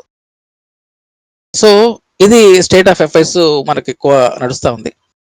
So ఎక్కువ భాగము ఈ మొత్తం వాతావరణంలో ఈ పూర్ని ఫీడ్ చేయటము, కనీసం ఆకలి చావులు లేకుండా చూడడం, అటువంటి సింబాలిజం లేకుండా చూడడం, ఇండియా అందరినీ గాలికి వదిలేస్తుందని అనకుండా ఉండటానికి అంత దుర్భరమైన, దుర్మార్గమైన, ఒక అమానవమైన పరిస్థితిని ఎంతో కొంత కంట్రోల్ చేయడానికి, ఎంతో కొంత ఒక అదుపులో ఉంచడానికి ఉపయోగపడింది ఎక్కువ భాగం చారిటీ అండి. చారిటీ దశలో చాలా విశ్వరూపమెత్తి ఉపయోగపడతా ఉంది. ఎక్కడంటే అక్కడ ఎన్జిఓస్, వ్యక్తులు ఎవరికి వాళ్ళు ఎక్కడెక్కడ అది ఆ రోల్ పోషిస్తూ ఉన్నారు. స్టేట్స్ కూడా కొన్ని గవర్నమెంట్స్ కొన్నేవో ఏర్పాట్లు చేసినాయి, కానీ ఎక్కువ భాగము చారిటీకి, వ్యక్తులకే దీన్ని దాదాపుగా వదిలేసిన ఒక సన్నివేశం మాకు కళ్ళ ముందు కనిపిస్తూ ఉంది. అయితే మరి చారిటీతో అవసరమేనా? చారిటీ తాత్కాలికంగా చూసినప్పుడు, ఈ సన్నివేశంలో చూసినప్పుడు చారిటీ కొన్ని ప్రాణాలు కాపాడినట్టుగా కనుక కనిపించవచ్చు, అది నిజమే కావచ్చు, చారిటీ నిజంగానే ప్రాణాలు కాపాడుతూ ఉన్నది. కానీ చారిటీతో సమస్య లేదా? చారిటీతో లాంగ్ రన్ లో ఒక సమస్య ఉన్నది, చారిటీతో ఒక ఐడియాలజికల్ సమస్య ఉన్నది. ఎందుకంటే charity is the by product of the capitalist society. చారిటీని ఒక ఐడియాలజికల్ తలంలో, ఒక సైద్ధాంతిక తలంలో చూసినప్పుడు అది దాంతో సమాంతరంగా దాని బై ప్రోడక్ట్ గా ముందుకు వచ్చిన అంశం. అది జనరల్ గా మనకు ఫోర్డిస్ట్, రాక్ఫెల్లర్ ఫౌండేషన్స్ ఇవి ఏవైతే వచ్చినాయో, ఆ ఫోర్డిస్ట్ ఐడియాలజీ, దాంట్లో వచ్చిన క్రియేటివిటీ, దాంట్లో వచ్చిన చారిటీ, ఇదంతా కూడా ఒక మనకు అది కొంత స్టడీ చేస్తే మనకు అది అర్థమవుతూ ఉంటుంది. ఇంకొంచెం నిర్దిష్టంగా చెప్పుకుంటే చారిటీ ఏం చేస్తుంది? స్టేట్ రెస్పాన్సిబిలిటీని ఇండివిజువల్స్ మీదకి నడుతుంది. It's the state responsibility. అక్కడ ఏం చేస్తుందంటే అది పరిష్కారాన్ని ఇండివిజువల్స్కి వదిలేయటము. ఇది చారిటీతో ఉండే ఒక మేజర్ సమస్య. ఇంకో సమస్య ఏంటి? ఎక్కువ సంపాదనని ఎస్టిమేట్ చేయడం. అంటే నువ్వు ఎక్కువ సంపాదించి అందులో కొంచెం ఏదో ఒకటి ఎవరో ఒకరికి ఎప్పుడు అవసరమైనప్పుడు అందివ్వడం. అంటే ఒక చెయ్యి పైన ఉండటము, ఒక చెయ్యి కింద ఉండడం. ఈ ఆధిపత్యాన్ని ఇలాగే కాపాడుతూ ఒక చెయ్యి పైన ఉండి, ఒక చెయ్యి కింద ఉండి, అంటే ఇద్దరు సమానమైన పరిస్థితుల్లో లేకుండా ఒక రిసోర్స్ని రీడిస్ట్రిబ్యూట్ చేయడం కాకుండా, అటువంటి సమానత్వం సాధించడం కాకుండా, ఒక చెయ్యి ఎప్పుడు పైన ఉండి ఒక చెయ్యి అందుకుండేదిగా కింద ఉండే ఒక రకమైన న్యూనతని, గిల్ట్ని ప్రోత్సహించే ఒక రకమైన వ్యవస్థని, ఒక ఆధిపత్య వ్యవస్థని ఐడియాలజికల్ తరంలో అది ఎస్టాబ్లిష్ చేస్తూ ఉంటుంది. అది దాంతో అత్యంత పెద్ద ప్రమాదం. ఇక్కడ చారిటీకి సంబంధించిన ఇది ప్రస్తావించుకునేటప్పుడు ఒక థాచర్ స్టేట్మెంట్ ఒకటి ఉంటుంది, చాలా చాలా బ్లాటెంట్ గా, చాలా స్ట్రైకింగ్ గా అనిపించే థాచర్ స్టేట్మెంట్ ఒకటి ఉంటుంది. అది మనం చెప్పుకోవాలి. No one would remember the good Samaritan if he had only good intentions, he had money as well అని ఉంటుంది మార్గరెట్ థాచర్. కేవలము నీకు మంచి ఇంటెన్షన్స్, ఒక ఉన్నతమైన ఇంటెన్షన్ ఉంటే మాత్రమే చాలదు, నీ దగ్గర డబ్బు కూడా సంపద కూడా ఉండాలి, ఉంటేనే నిన్ను గుర్తిస్తారని చెప్తుంది ఆవిడ. థాచరు క్యాపిటలిస్ట్ లాజిక్ లోను, క్యాపిటలిస్ట్ డెవలప్మెంట్ లోను దానికి సంబంధించిన ప్రాతినిధ్యం వహించే స్థాయిలో ఉంటుంది ఆవిడ. మనకు అందరికీ తెలుసు క్యాపిటల్ థాచర్ అండ్ రీగన్ జోడీ ఎట్లాగైతే ఎట్లా పనిచేస్తుంది, అది క్యాపిటలిస్ట్ వరల్డ్ లో దాన్ని రీఎనర్జైజ్ చేయడానికి ఆ బృందం ఎట్లా పనిచేస్తుంది అనేది మీలో చాలా మంది తెలిసే ఉంటుంది. సో ఆమె ఒక సింబల్ వాస్తవానికి క్యాపిటలిస్ట్ డెవలప్మెంట్ లో థాచరైట్ ఇది అనేది ఒక సింబల్. ఆమె ఈ స్టేట్మెంట్ చాలా పాపులర్ స్టేట్మెంట్. అట్లాగే ఈ తాత్కాలికంగా ఈ రోజు అది అవసరం కావచ్చు, ఒక అవసరంగా ముందుకు వచ్చి ఉండొచ్చు, కానీ ఐడియాలజికల్ తరంలో అది స్టేటస్ కోని సపోర్ట్ చేస్తుంది. ఎందుకంటే రిసోర్స్ రీడిస్ట్రిబ్యూట్ చేయడము, శ్రమలో అదనపు విలువ, దాన్ని దోపిడీని అరికట్టి దాన్ని అరెస్ట్ చేసి మనుషులు రిసోర్స్ ని రీడిస్ట్రిబ్యూట్ చేయడం ద్వారా మనుషులు అందరి కోసం అందరూ పనిచేసే ఒక వాతావరణాన్ని కాకుండా ఇప్పుడున్న ఒక సంపదని ఎక్కువ మంది పోగేసుకోవడము, కొంతమంది తమ శ్రమని అదనంగా వెచ్చించడం ద్వారా ఒక అదనపు విలువను క్రియేట్ చేసి పైకి ఇట్లా పంపిస్తుండడము, ఆ పైన కొంతమంది దాన్ని పోగు చేసుకొని కొంతమంది ఆ పైన కూర్చొని దాని నుంచి అప్పుడప్పుడు ఇట్లా కిందికి విసిరేస్తుండడము అనే ఈ వ్యవస్థలో ఉన్న ఈ ఆధిపత్య స్వభావాన్ని స్టేటస్ కొని చారిటీ అనేది చారిటీ ఇంకో రూపంలో సపోర్ట్ చేస్తూ ఉంటుంది. అది చారిటీ చేసే వాళ్ళందరూ ఇవన్నీ ఆలోచించి చేయరు. చాలా సందర్భాల్లో అదేమి నీ ఇంటెన్షన్స్ కి సంబంధం ఉండక్కర్లేదు, నీ చర్యాన్ని నీ నేరుగా నీ ఇంటెన్షన్స్ తో సంబంధం ఉండక్కర్లేదు. కానీ ఓవరాల్ గా ఒక తలంలో చూసినప్పుడు, స్థూలంగా దాన్ని ఒక తలంలోంచి ఒక సైద్ధాంతిక తలంలోంచి చూసినప్పుడు, ఒక సామూహిక కార్యాచరణగా చూసినప్పుడు అది ఇచ్చే సింబాలిజము, దాని ద్వారా వచ్చే ఫలితం ఏంటనేది చూడాలి. అట్లా చూసినప్పుడు చారిటీ అనేది స్టేటస్ కొని సపోర్ట్ చేస్తూ ఉంటుంది. ఎందుకంటే వేల కోట్ల రైట్ ఆఫ్లు, పన్నుల సడలింపులు, చాలా చట్టాల్లో సడలింపులు తెచ్చి వాళ్ళకి ఇవ్వడం కానీ ఇట్లాంటివన్నీ కూడా అవేవి మనకు చారిటీగా కనిపించవు. ఇట్లా ఇప్పుడు చెయ్యి మనకు ఫిజికల్ గా ఎక్కడన్నా దానం చేయడం, ఫిజికల్ గా ఇట్లా ఏదో ఒక భోజనం సమకూర్చడం, రైస్ పంచడం, ఇది మనకు చారిటీగా అనిపిస్తూ ఉంటుంది. ఇంకా చారిటీకి సంబంధించిన చాలా ముఖాలు ఉన్నాయి. ఇంకా పాలిటిక్స్ లోకి వెళ్తే చాలా క్లమ్జీగా ఉన్నాయి పాలిటిక్స్. వాస్తవానికి ఇవాళ పొలిటికల్ సింబాలిజం మన ఆంధ్రప్రదేశ్ నుంచి, తెలంగాణ నుంచి కానీ వస్తున్న పొలిటికల్ సింబాలిజం చూస్తే నలుగురికి ఏదైనా పంచడము మంచి విషయమే కావచ్చు, కానీ అదే ఒక ఉన్నతమైన, అదే అత్యంత పెద్ద రాజకీయపరమైన ఒక కార్యాచరణగా ముందుకు వచ్చే ఒక సింబాలిజం కనిపిస్తూ ఉంది. అంటే మనం వెనక్కి వెళ్తున్నామా ముందుకెళ్తున్నామా 70 ఏళ్ల తర్వాత అని అర్థం కాకుండా ఉంటుంది. అంటే పొలిటికల్ ప్రయాణాల్లో కూడా I don't want to name, పేర్లు పెట్టదలుచుకోవట్లేదు నేను, పార్టీల పేర్లు, వ్యక్తుల పేర్లు. చాలా పొలిటికల్ పార్టీల్లో కూడా సింపుల్ గా ఉండడము, సేవ చేయటము అనేది ఒక అత్యంత రాజకీయాల కంటే వాళ్ళు పంపించే రాజకీయ మెసేజ్ ఏంటి, వాళ్ళ రాజకీయ చైతన్యం ఎటువంటి సింబాలిజాన్ని, రాజకీయ పరంగా ఎటువంటి చైతన్యాన్ని జనంలో నింపదలుచుకున్నారు, దాని నుంచి ఇచ్చే రాజకీయపరమైన మెసేజ్ ఏంటి అంటే ఫర్ ఇట్ సెల్ఫ్ అనేదాన్ని ఇన్ ఇట్ సెల్ఫ్ అనేదాన్ని ఫర్ ఇట్ సెల్ఫ్ గా మార్చడానికి నీ దగ్గర ఉన్న కార్యాచరణ ఏంటి. మీకు అందరికి తెలిసిన విషయమే, కార్మిక వర్గము ఇన్ ఇట్ సెల్ఫ్ గా ఉన్నదాన్ని ఫర్ ఇట్ సెల్ఫ్ గా అంటే దానికోసం అది నిలబడే ఒక సమూహంగా మార్చడానికి నీ దగ్గర ఉన్న స్ట్రాటజీ కానీ, నీ దగ్గర ఉన్న రాజకీయ కార్యాచరణ అనేది ఏంటి, ఆ వైపుగా నీ ప్రయాణం ఏంటి, ఎంత ప్రగతి ఉంది అనే దానికంటే కూడా ఈ పరిభాష మాట్లాడే వాళ్ళు కూడా, వర్గ స్పృహ, వర్గ చైతన్యం అని పరిభాష మాట్లాడే వాళ్ళు కూడా, లేబర్ పరిభాష మాట్లాడే వాళ్ళు కూడా, వర్కింగ్ క్లాస్ పరిభాష మాట్లాడే వాళ్ళు కూడా చాలా వరకు రాజకీయాల్లో ఒక సేవ, సింపుల్ గా ఉండడం, సైకిల్ మీద తిరగడం, ఇంకా సింపుల్ గా చెప్పుకుంటే ఇప్పటికి కూడా మనకు సింబాలిజం ఏంటంటే, సరే ఒకటి రెండు ఎగ్జాంపుల్స్, ఒక పేర్లు పెట్టి కూడా చెప్తాను, ఎందుకంటే అదేం పెద్ద ప్రమాదం కాదు. పాత ఆయన, పెద్ద ఆయన, అందరు గౌరవించే ఆయన. ఇప్పటికీ ఎక్కువ భాగము మనకు సుందరయ్య గారిని తలుచుకోగానే ఏమనిపిస్తుందండి, ఇప్పుడు ఎక్కడైనా మామూలు బజార్లో సుందరయ్య గారు అన్నాం అనుకోండి, ఎక్కువ మంది ఇమీడియట్ గా రెస్పాండ్ అయితే అవునండి, ఆయన సైకిల్ మీద క్యారీ పెట్టుకోలేడు, ఆయన నిక్కర్ మీద తిరిగేవాడు, ఆయన చాలా ఇది, ఆయనకున్న ఆస్తులు ఇట్లా చేశాడు, అట్లా చేశాడు. అంతేగాని సుందరయ్య గారి రాజకీయ కార్యాచరణ ఏంటి, ఆయన రాజకీయంగా ఎటువంటి ఏ వర్గం వైపు నిలబడ్డాడు, ఏ చైతన్యాన్ని నెలకొల్పాడు, దాని ద్వారా ఎవరిని ఆర్గనైజ్ చేశాడు, దాని ద్వారా వచ్చిన చైతన్యం ఏంటి, సమాజంలో వ్యాప్తి పొందించిన చైతన్యం ఏంటి, వర్గంలో ఆయన ఇచ్చిన చైతన్యం ఏంటి, దానికంటే కూడా ఒక సింబాలిక్ గా ఇచ్చిన మెసేజ్ మనకి ఈ గాంధీయన్, బహుశా ఈ గాంధీయన్ పాలిటిక్స్ తో మిళితమైపోవడం వల్ల, లేకపోతే గాంధీయన్ పాలిటిక్స్ ఇన్ఫ్లుయెన్స్ నుంచి మనం బయటపడలేకపోవడం వల్ల తెలియదు, కానీ ఇది ఎక్కువ భాగము మనలో వ్యాప్తి చెంది ఉన్నది. అది ఇవాళకి కూడా, ఈ రోజు కూడా తెలంగాణలో ఒక ఎమ్మెల్యే ద్వారా సింబల్ ఒకటి బయటకు వస్తా ఉన్నది. అదే ఎక్కువగా ప్రచారం అవుతున్నది. తప్పని నేను కానీ, బట్ అది ప్రధానమైనది కాదు. అట్లాగే బాలగోపాల్ గారి గురించి కూడా ఆయన మాట్లాడినప్పుడు, ఆయన చొక్కా గుండ్లు పెట్టుకోడు, ఆయన చాలా సింపుల్గా ఉంటాడు, ఆయన ఎక్కడికి తిరిగేవాడు అనేదే ముఖ్యంగా వస్తుంది. కానీ ఆయన డిస్కోర్స్ ఏంటి, ఆయన పాలిటిక్స్ కి ఇచ్చిన డిస్కోర్స్ ఏంటి, ఆయన హ్యూమన్ రైట్స్ కి ఇచ్చిన డిస్కోర్స్ ఏంటి, ఆయన సివిల్ రైట్స్ కి చేసిన కాంట్రిబ్యూషన్ ఏంటి, ఆయన ఐడియాలజికల్ తలంలో ఆయన కాంట్రిబ్యూషన్ ఏంటి, ఆయన వేసిన ప్రశ్నలు ఏంటి, దాని ద్వారా ఆయన కాంట్రిబ్యూషన్ మొత్తంగా ఓవరాల్ గా సమాజానికి కావచ్చు, వర్కింగ్ క్లాస్ పాలిటిక్స్ కావచ్చు, ఆయన కాంట్రిబ్యూషన్ ఓవరాల్ గా ఎట్లా చూడాలి, దీనికంటే కూడా ఒక సింబాలిజం, స్ట్రైకింగ్ సింబాలిజం, మన గాంధీయన్ సింబాలిజమే ఇంకా ఇప్పటికీ ఒక ఇమేజరీ స్ట్రైకింగ్ గా మన మొహాల మీద కొడుతూ ఉంటుంది. ఇది ఒక చిన్న ఒక సమస్య మన మన మన రాజకీయాల్లో, మన పొలిటికల్ తలంలో ఇవాళకి ఒక పెద్ద సమస్యగా ఉంది. సరే, ఎనీహౌ అది అది వేరే చర్చ, అది వేరే సందర్భంలో ఎప్పుడైనా మాట్లాడుకోవచ్చు. సో ఈ చారిటీ అనేది ఈ అసమానతలోని క్రూరత్వాన్ని కప్పేస్తుంది. సాఫిస్టికేటెడ్ గా ఈ అంటే బార్బేరిజం విత్ హ్యూమన్ ఫేస్. అంటే క్యాపిటలిస్ట్ ఎకానమీలో, క్యాపిటలిస్ట్ లాజిక్ లో ఉన్న ఒక బార్బేరిక్ నేచర్ ని ఈ చారిటీ అనేది, అంటే ఇది చాలా కాలంగా నడుస్తుంది. సేమ్ ఫౌండేషన్స్, సేమ్ ఇండస్ట్రీస్, వాళ్ళు ఏ రకరకాల పేర్లతో సిఎస్ఆర్ అంటామా, ఇంకోటి అంటామా, ఏ పేరైనా పెట్టుకోండి, రకరకాల రూపాల్లో చారిటీ చేస్తూ ఉంటాయి.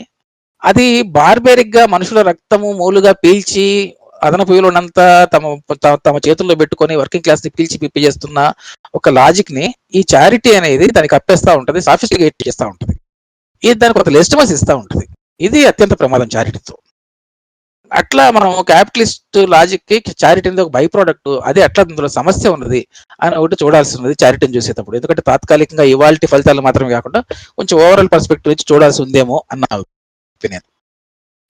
సరే, ఇవాళ మనం ఉత్తరప్రదేశ్, మధ్యప్రదేశ్, హర్యానా, హిమాచల్ ప్రదేశ్ వాటిలో వచ్చిన పరిణామం మనం చూస్తూ ఉన్నాం. ఈ హైర్ అండ్ ఫైర్ అవన్నీ గురించి కూడా ఇందాక మాట్లాడుకొని ఉన్నాం. వాస్తవానికి జరిగి ఉండాల్సింది ఏంటి?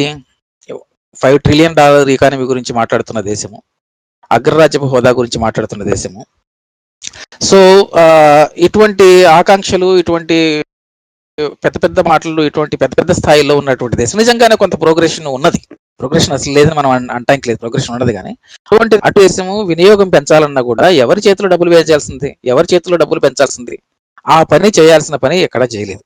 అంటే వర్కింగ్ క్లాసుకి ఎంతో కొంత ఉపశమనం కల్పించే ఏర్పాట్ల మీద ఇంతవరకు దృష్టి లేదు. చాలా మేజర్ ఏర్పాట్లు ఉన్నాయి, ఏర్పాట్లు అసలు లేవని చెప్పలేము. ఎందుకంటే ఇంత పెద్ద క్రైసిస్ కి అత్యంత స్వల్పంగా చిన్న చిన్న మేజర్ ఏర్పాట్లు ఏవో కొన్ని చేశారు. అదేంటి, 1500 కోట్లు అనుకుంటాను, ఏదో కొంత ప్యాకేజ్ ఒకటి అనౌన్స్ చేస్తున్నారు.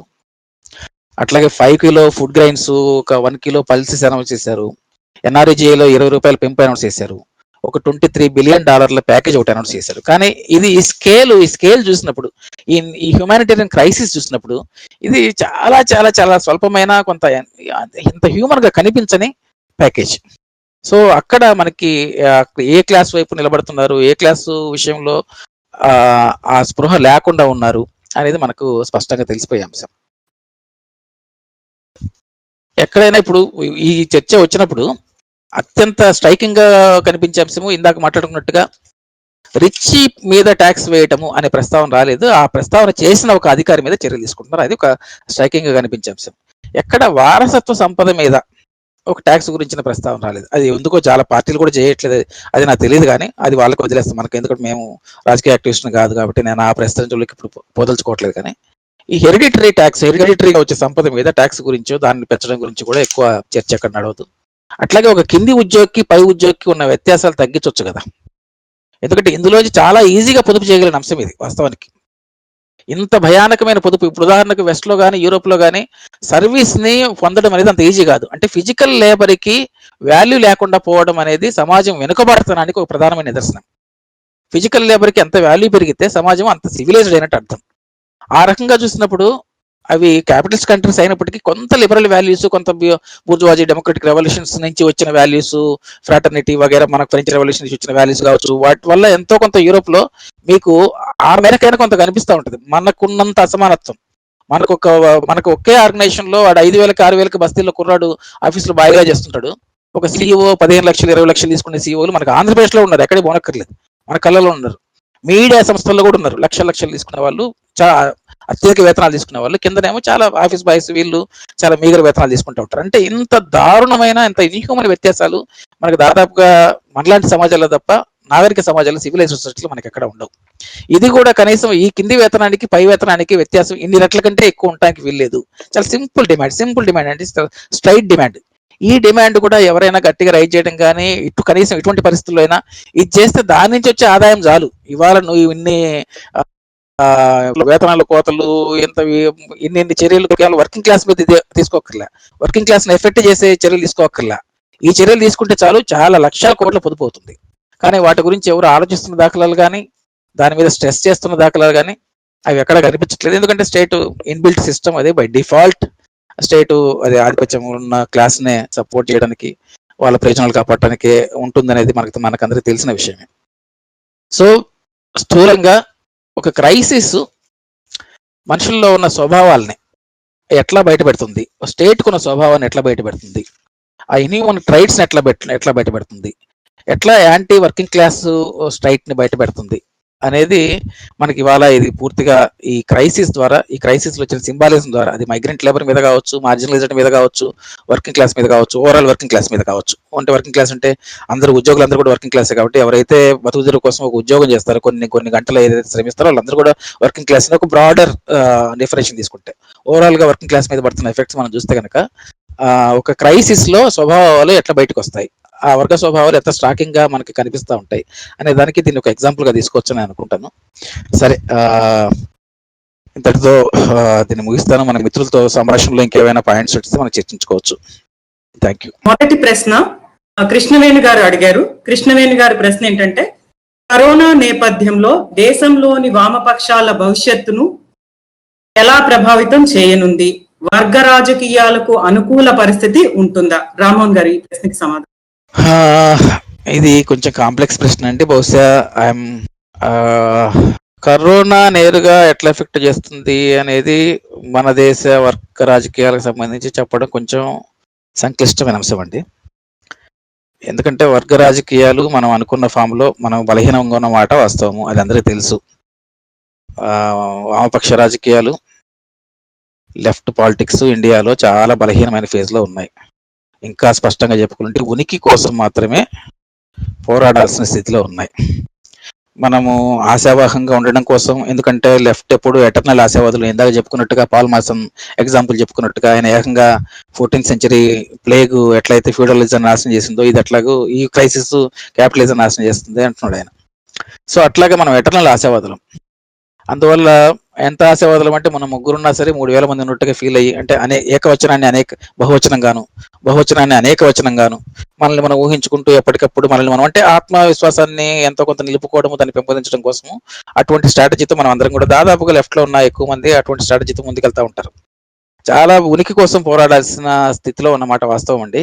కాబట్టి ఈ కరోనా అనే డిసీజు, దీనితో వచ్చిన ఈ క్రైసిస్ ఎంత మేరకు దానికి దారితీస్తుంది అనేది ఇప్పుడు చెప్పడం కష్టం.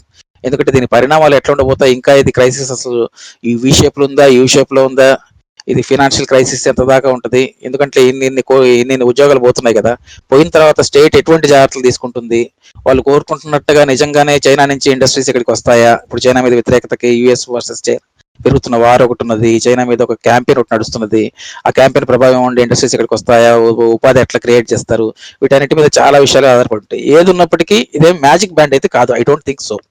కరోనా వల్లనే ఏదో మనం అర్జెంటుగా ఇక్కడ లెఫ్ట్ బలపడుతుంది అని చెప్పడానికి ఇప్పటికైతే గణాంకాలు కానీ మన దగ్గర పరికరాలు కానీ ఆ దిశగా అంత బలంగా అయితే లేవు అనేది నా ఉద్దేశం. అంటే అట్లానే ఇదేమి నెగిటివ్ ఇంపాక్ట్ చేస్తున్నారు కాదు, అంటే ఇదంతా క్యాటలిస్ట్ రోల్ ప్లే చేసే అవకాశం అయితే అంతగా లేదు. ఉన్న ఫలంగా లెఫ్ట్ ని అయితే బలపరిచేంతగా సన్నివేశం ఉంటుందని అయితే నేనైతే అనుకోను. ఎందుకంటే left already it's in shambles. దాదాపుగా అంటే చాలా మనము పదే ఒక ఆశావాహంకో మామూలుగా అనేక శ్రేణుల్లో మాట్లాడినట్టుగా పీకల్లోతు సంక్షోభంలో కూరుకుపోయి వేలతో దోస్తే పడిపోయే స్థితిలో ఉన్న పెట్టుబడిదారీ వ్యవస్థ మనం జార్గంతో మాట్లాడుతుంటాం. ఆ స్థితిలో పెట్టుబడిదారీ వ్యవస్థ అంత పీకల్లోతు సంక్షోభంలో కూరుకుపోయి వేలతో తోస్తే ఎంత ఉందని నేను అనుకోను. అది ఎప్పటికప్పుడు మనం అనుకుంటూ ఉంటాం. మరి 2008 క్రైసిస్ లో కూడా అట్లాగే చాలా మంది విశ్లేషకులు అయిపోయింది, దాదాపుగా ఫైనల్ క్రైసిస్ వచ్చేసింది, ఓవర్ ప్రొడక్షన్, దానికి సంబంధించిన సర్కిల్ పూర్తి అయిపోయింది, ఇట్లా చాలా విశ్లేషణలు వచ్చినాయి. కొంచెము కొంత ఎక్కువ ఆశించడమేమో అనుకుంటా. ఇంకా అంతకంటే దాని గురించి విపులంగా చెప్పే పరిస్థితులు అయితే లేరనుకుంటా. ఓకే, రెండో ప్రశ్న శంకర్రావు గారు అడుగుతున్నారు. దేశ ఆహార గొడౌన్లో కావలసినంత ఆహార నిల్వలు ఉన్నప్పటికీ కరోనా సమయంలో కూడా పేదలకు ఆహార ధాన్యాలు పంపిణీ చేయడంలో ప్రభుత్వం ఆలోచన విధానం ఏమిటి? పంపిణీ చేయకపోవటంలో ప్రభుత్వ ఆలోచన విధానం ఏమిటి? అదేనండి, మనం ఇందాక చెప్పుకున్నట్టు అసలు పంపిణీ చేయకుండా అయితే ఉండలేదు. ఎంతో కొంత పంపిణీ చేయడానికి నేను ఇందాక చెప్పుకున్నట్టు 5 kilos ఒక మామూలుగా రైస్ ఫుడ్ గ్రైన్స్ 1 kilo అవన్నీ ఏర్పాట్లు చేశారు. కానీ అట్లా కాదు, అసలు మామూలుగా ప్రతి మనిషికి సరిపడా ధాన్యాలు వాళ్ళు అంటే కింది స్థాయిలో 25 crores అనుకుందాం పోనీ, ఈ బాటం 25% అనుకుందాం పోనీ. ఈ బాటం 25% ఎవరైతే ఆ రోజుకు ఆ రోజు పూట గడవడం కష్టంగా ఉన్న bottom 25 because of this 50 days lockdown వల్ల, పని లేకపోవడం వల్ల, పని ఉంటే ఎంతో కొంత ఆ రోజు సంపాదించుకుంటారు. కనీసం ఆ పని లేకపోవడం వల్ల, అంటే పని లేకపోవడం ఎవరి బాధ్యత అండి? ఒక స్టేట్ పాలసీ వల్లనే కదా వాళ్ళకి పని లేకుండా పోయింది. కాబట్టి నీ పాలసీ వల్ల వాళ్ళకి పని లేకపోయినప్పుడు వాళ్ళని ఫీడ్ చేయాల్సిన బాధ్యత కూడా స్టేట్ మీద ఉంటుంది. పైగా చేయలేని పరిస్థితులు ఉంటే అది వేరు. You have plenty of food grains. అధికారిక లెక్కలే ఉన్నాయి, 9 నెలలు, కనీసం 9 నెలల పాటు అసలు ఏం లేకపోయినా కూడా ధాన్యం సప్లై చేస్తూ ఉండొచ్చు, అంత ధాన్యం ఉన్నది. అంటే ఓవర్ కాషియస్ గా ఉంటాము. ఇది ప్రొడక్టివిటీని తగ్గిస్తుందేమో, వాళ్ళు మళ్ళీ వర్క్ లేక రారేమో, ఇట్లా బోల్డ్ అనే లెక్కలు ఉన్నాయి. ఈ క్యాపిటలిస్ట్ లాజిక్ లో ఉండే లెక్కలు బోల్డ్ అని ఉంటాయి. వాళ్ళు ఎప్పుడు కూడా ఎస్టాబ్లిష్ చేసేటప్పుడు వాళ్ళ సోమరితనం వల్ల వాళ్ళు పెరగరు, లేకపోతే వాళ్ళకి అంబిషన్ ఉండదు, ఇట్లా మాట్లాడుతుంటారు వర్కింగ్ క్లాస్ గురించి వచ్చినప్పుడల్లా. అవి కొంతమేర ఒక పాక్షికంగా సత్యం కావచ్చు, కానీ అంతకంటే అసలైన సత్యం ఏంటంటే వాళ్ళకి అంబిషన్, పైకి రాగలమనే ఒక వాతావరణాన్ని క్రియేట్ చేసే సన్నివేశం ఒకటి ఉండాలి కదా, వనరులు ఉండాలి కదా, ఎక్స్పోజర్ ఉండాలి కదా. అది ఆ ఎన్విరాన్మెంట్ ఎవరు క్రియేట్ చేయాలి? నిజంగా వాళ్ళ తరపున ఆలోచించే వాళ్ళైతే, వాళ్ళ పైకి రావాలని ఆలోచించే వాళ్ళైతే ఆ ఎన్విరాన్మెంట్, ఆ రిసోర్సెస్ క్రియేట్, ఎక్స్పోజర్ క్రియేట్ చేసే బాధ్యత స్టేట్ మీద ఉండాలి. అది బ్రాడర్ సెన్స్ లో. ఇటువంటి క్రైసిస్ లో అయితే వాళ్ళని, ఇది ఆ క్రైసిస్ క్రియేట్ చేసిన మనమే కాబట్టి, ఏ కారణం వల్లైనా కావచ్చు, సకారణం వల్లైనా కావచ్చు, కానీ ఫీడ్ చేయడం మన బాధ్యత అని సీరియస్ గా ఫీల్ అయి ఉంటే, కేవలం చారిటీతో ఏదో విదిలించడం కాకుండా, అప్పుడు పరిస్థితి వేరేగా ఉంటుంది. అట్లా ఆలోచించలేదు. అట్లా ఆలోచించకపోవడానికి కారణం ఏముంటుందంటే సింపుల్. జనరల్లీ రూలింగ్ ఎలిట్ ఎక్కడైనా కూడా స్టేట్స్ ఇవేమి ప్రొలెటేరియట్ స్టేట్స్ కావు. కాబట్టి సహజంగానే వాటికున్న ఆధిపత్యాన్ని స్థిరీకరించే, ఆధిపత్యంలో ఉన్న వారి ప్రయోజనాలను ఎంతో కొంతమేర కాపాడే ఒక ఇన్బిల్ట్ డిఫాల్ట్ సిస్టమ్స్ లో మనం ఉన్నాం. కాబట్టి సహజంగానే వాటి లాజిక్ అదే ఉంటదండి. అంతకు మించి మనం ప్రత్యేకించి చెప్పుకోవడానికి ఏముంది. అది స్వభావం అంతే. అది స్టేట్ కున్న ఒక స్వభావం, అది స్టేట్ కున్న ఇన్బిల్ట్ డిఫాల్ట్ స్వభావం. ఓకే అండి. ఇక నెక్స్ట్ ప్రశ్న రంగారావు గారు అడుగుతున్నారు. 10 గంటల తగ్గింపు, మైగ్రేషన్ లేబర్ ను ఇన్హ్యూమానిటీతో వ్యవహరించడంపై దేశంలో నిరసన పెద్దగా రాకపోవటానికి కారణం ఏంటి? ఈ నేపథ్యంలో ప్రపంచంలో, దేశంలో ఉద్యమాలు పెరగటానికి అవకాశం ఉంటుందా? ఈ ఫ్యూచరిస్టిక్ ప్రశ్నలతో ఉండే ఒక ఇదేంటంటే, ఏదైనా కూడా హైపోథీసిస్, ఇంప్రెషన్స్ మీద బేస్ అయ్యి మనం మాట్లాడాల్సిందే. అంటే ఫ్యూచర్ ఏంటి, నెక్స్ట్ ఏం జరుగుతుంది, మనం మొదట్లో చెప్పుకున్నాం కదా కొన్ని ఎగ్జాంపుల్స్. అట్లా మనకుండే చైతన్యము, మనకుండే ఆలోచన, మన దగ్గర ఉన్న సమాచారము, మనకున్న విశ్లేషణ పరికరాలు, వాటి ఆధారంగా కొన్ని ఇంప్రెషన్స్ కొన్ని క్యారీ చేయటమే. అంతకుమించి నిర్దిష్టంగా ఏం జరుగుతుందో మనం చెప్పలేం. కాకపోతే ఇంత క్రై రాకపోవడానికి కారణం ఏంటి అనే దానికి, అసలు సివిల్ సొసైటీ ఇప్పుడు ఏమీ ఉనికిలో లేదు, బయటికి వచ్చే పరిస్థితులు లేవు, మొదటిది. రెండవది, ఎంతో కొంత ఎంపతి బదులుగా ఒక రకమైన నిర్లిప్తత కూడా సమాజంలో ఏదో ఒక లేయర్ లో ఉన్నది. ఒకటేమో ఎంతో కొంత ఎంపతి ఉన్న వాళ్ళు కూడా బయటికి రాలేని పరిస్థితి, సివిల్ సొసైటీలో ఏదైనా ఒక మూమెంట్ బిల్డప్ చేసే పరిస్థితి లేదు కదండి లాక్డౌన్ వల్ల. అదొకటి. అసలు దాన్ని దాటి ఒక ఓవరాల్ గానే ఒక రకమైన మిడిల్ క్లాస్ లో, ఎస్పెషల్లీ పబ్లిక్ సెక్టార్ మీదుగా ఎదిగిన మిడిల్ క్లాస్ కి, ఈ ప్రైవేట్ సెక్టార్ గా ఎదిగిన మిడిల్ క్లాస్ కి ఒక పర్సెప్షన్ లోనే ఒక చిన్న తేడా ఉందండి. అంటే ఇప్పుడు ఉదాహరణకు 50s లో 60s లో ఎదిగిన మిడిల్ క్లాస్ కి, అంటే అందరితో వర్కింగ్ క్లాస్ తో పాటుగా కలిసి ఒకే స్కూల్లో కూర్చొని, ఒకే బడిలో చదివి, ఒకే హాస్పిటల్కి వెళ్ళి అక్కడ సూది మందులు వేయించుకొని, అంటే ఒక కమ్యూనిటీలో అందరితో భాగంగా కలిసిమెలిసి తిరిగి, అందులోంచి భాగంగా ఉపరితలానికి కొంచెం పైకి అట్లా ల్యాడర్ లో పైకి ఎక్కిన మిడిల్ క్లాస్ కి, ఈ ప్రైవేట్ సెక్టార్ ఇది వచ్చిన తర్వాత కేవలం లాభాల ఆధారంగా పైకెక్కిన మిడిల్ క్లాస్ కి స్వభావంలోనే కొంత ఏదో తేడా ఉందేమో అని నాకు అనిపిస్తుంది. సో ఆ లేయర్ కొంత ఉంది. దాంతో పాటుగా నిర్లిప్తత ఒకటి కొంతకాలంగా పెరుగుతూ వస్తున్నది. అంటే ఇండివిజువల్ బేస్డ్ ఎకానమీలో ఉన్నాము, ఇండివిజువల్ కేంద్రంగానే విధానాలు అప్లై చేసే దాంట్లో ఉన్నాము. అంటే ద ఎంపైర్ ఆఫ్ సెల్ఫ్ అంటాం ఈ మధ్య కాలంలో పెరిగిన దాన్ని. అంటే సెల్ఫీ వరల్డ్ లో ఉన్నాం మనం. అంటే self is everything, in the umpire of self. ఒక రకంగా అటువంటి ప్రపంచంలో మనం ఉన్నాము. కాబట్టి సెల్ఫీ జనరేషన్, బటన్ జనరేషన్, దీంతో మళ్ళీ ఎట్లా యువతరాన్ని తక్కువ చేసి చూసే ప్రయత్నం చేయట్లేదు. ఏదో గతం గొప్పది, యువతరం పాపానికి మళ్ళీ అట్లాంటి వ్యూస్ నేనేం ప్రాపగేట్ చేయబోట్లేదు.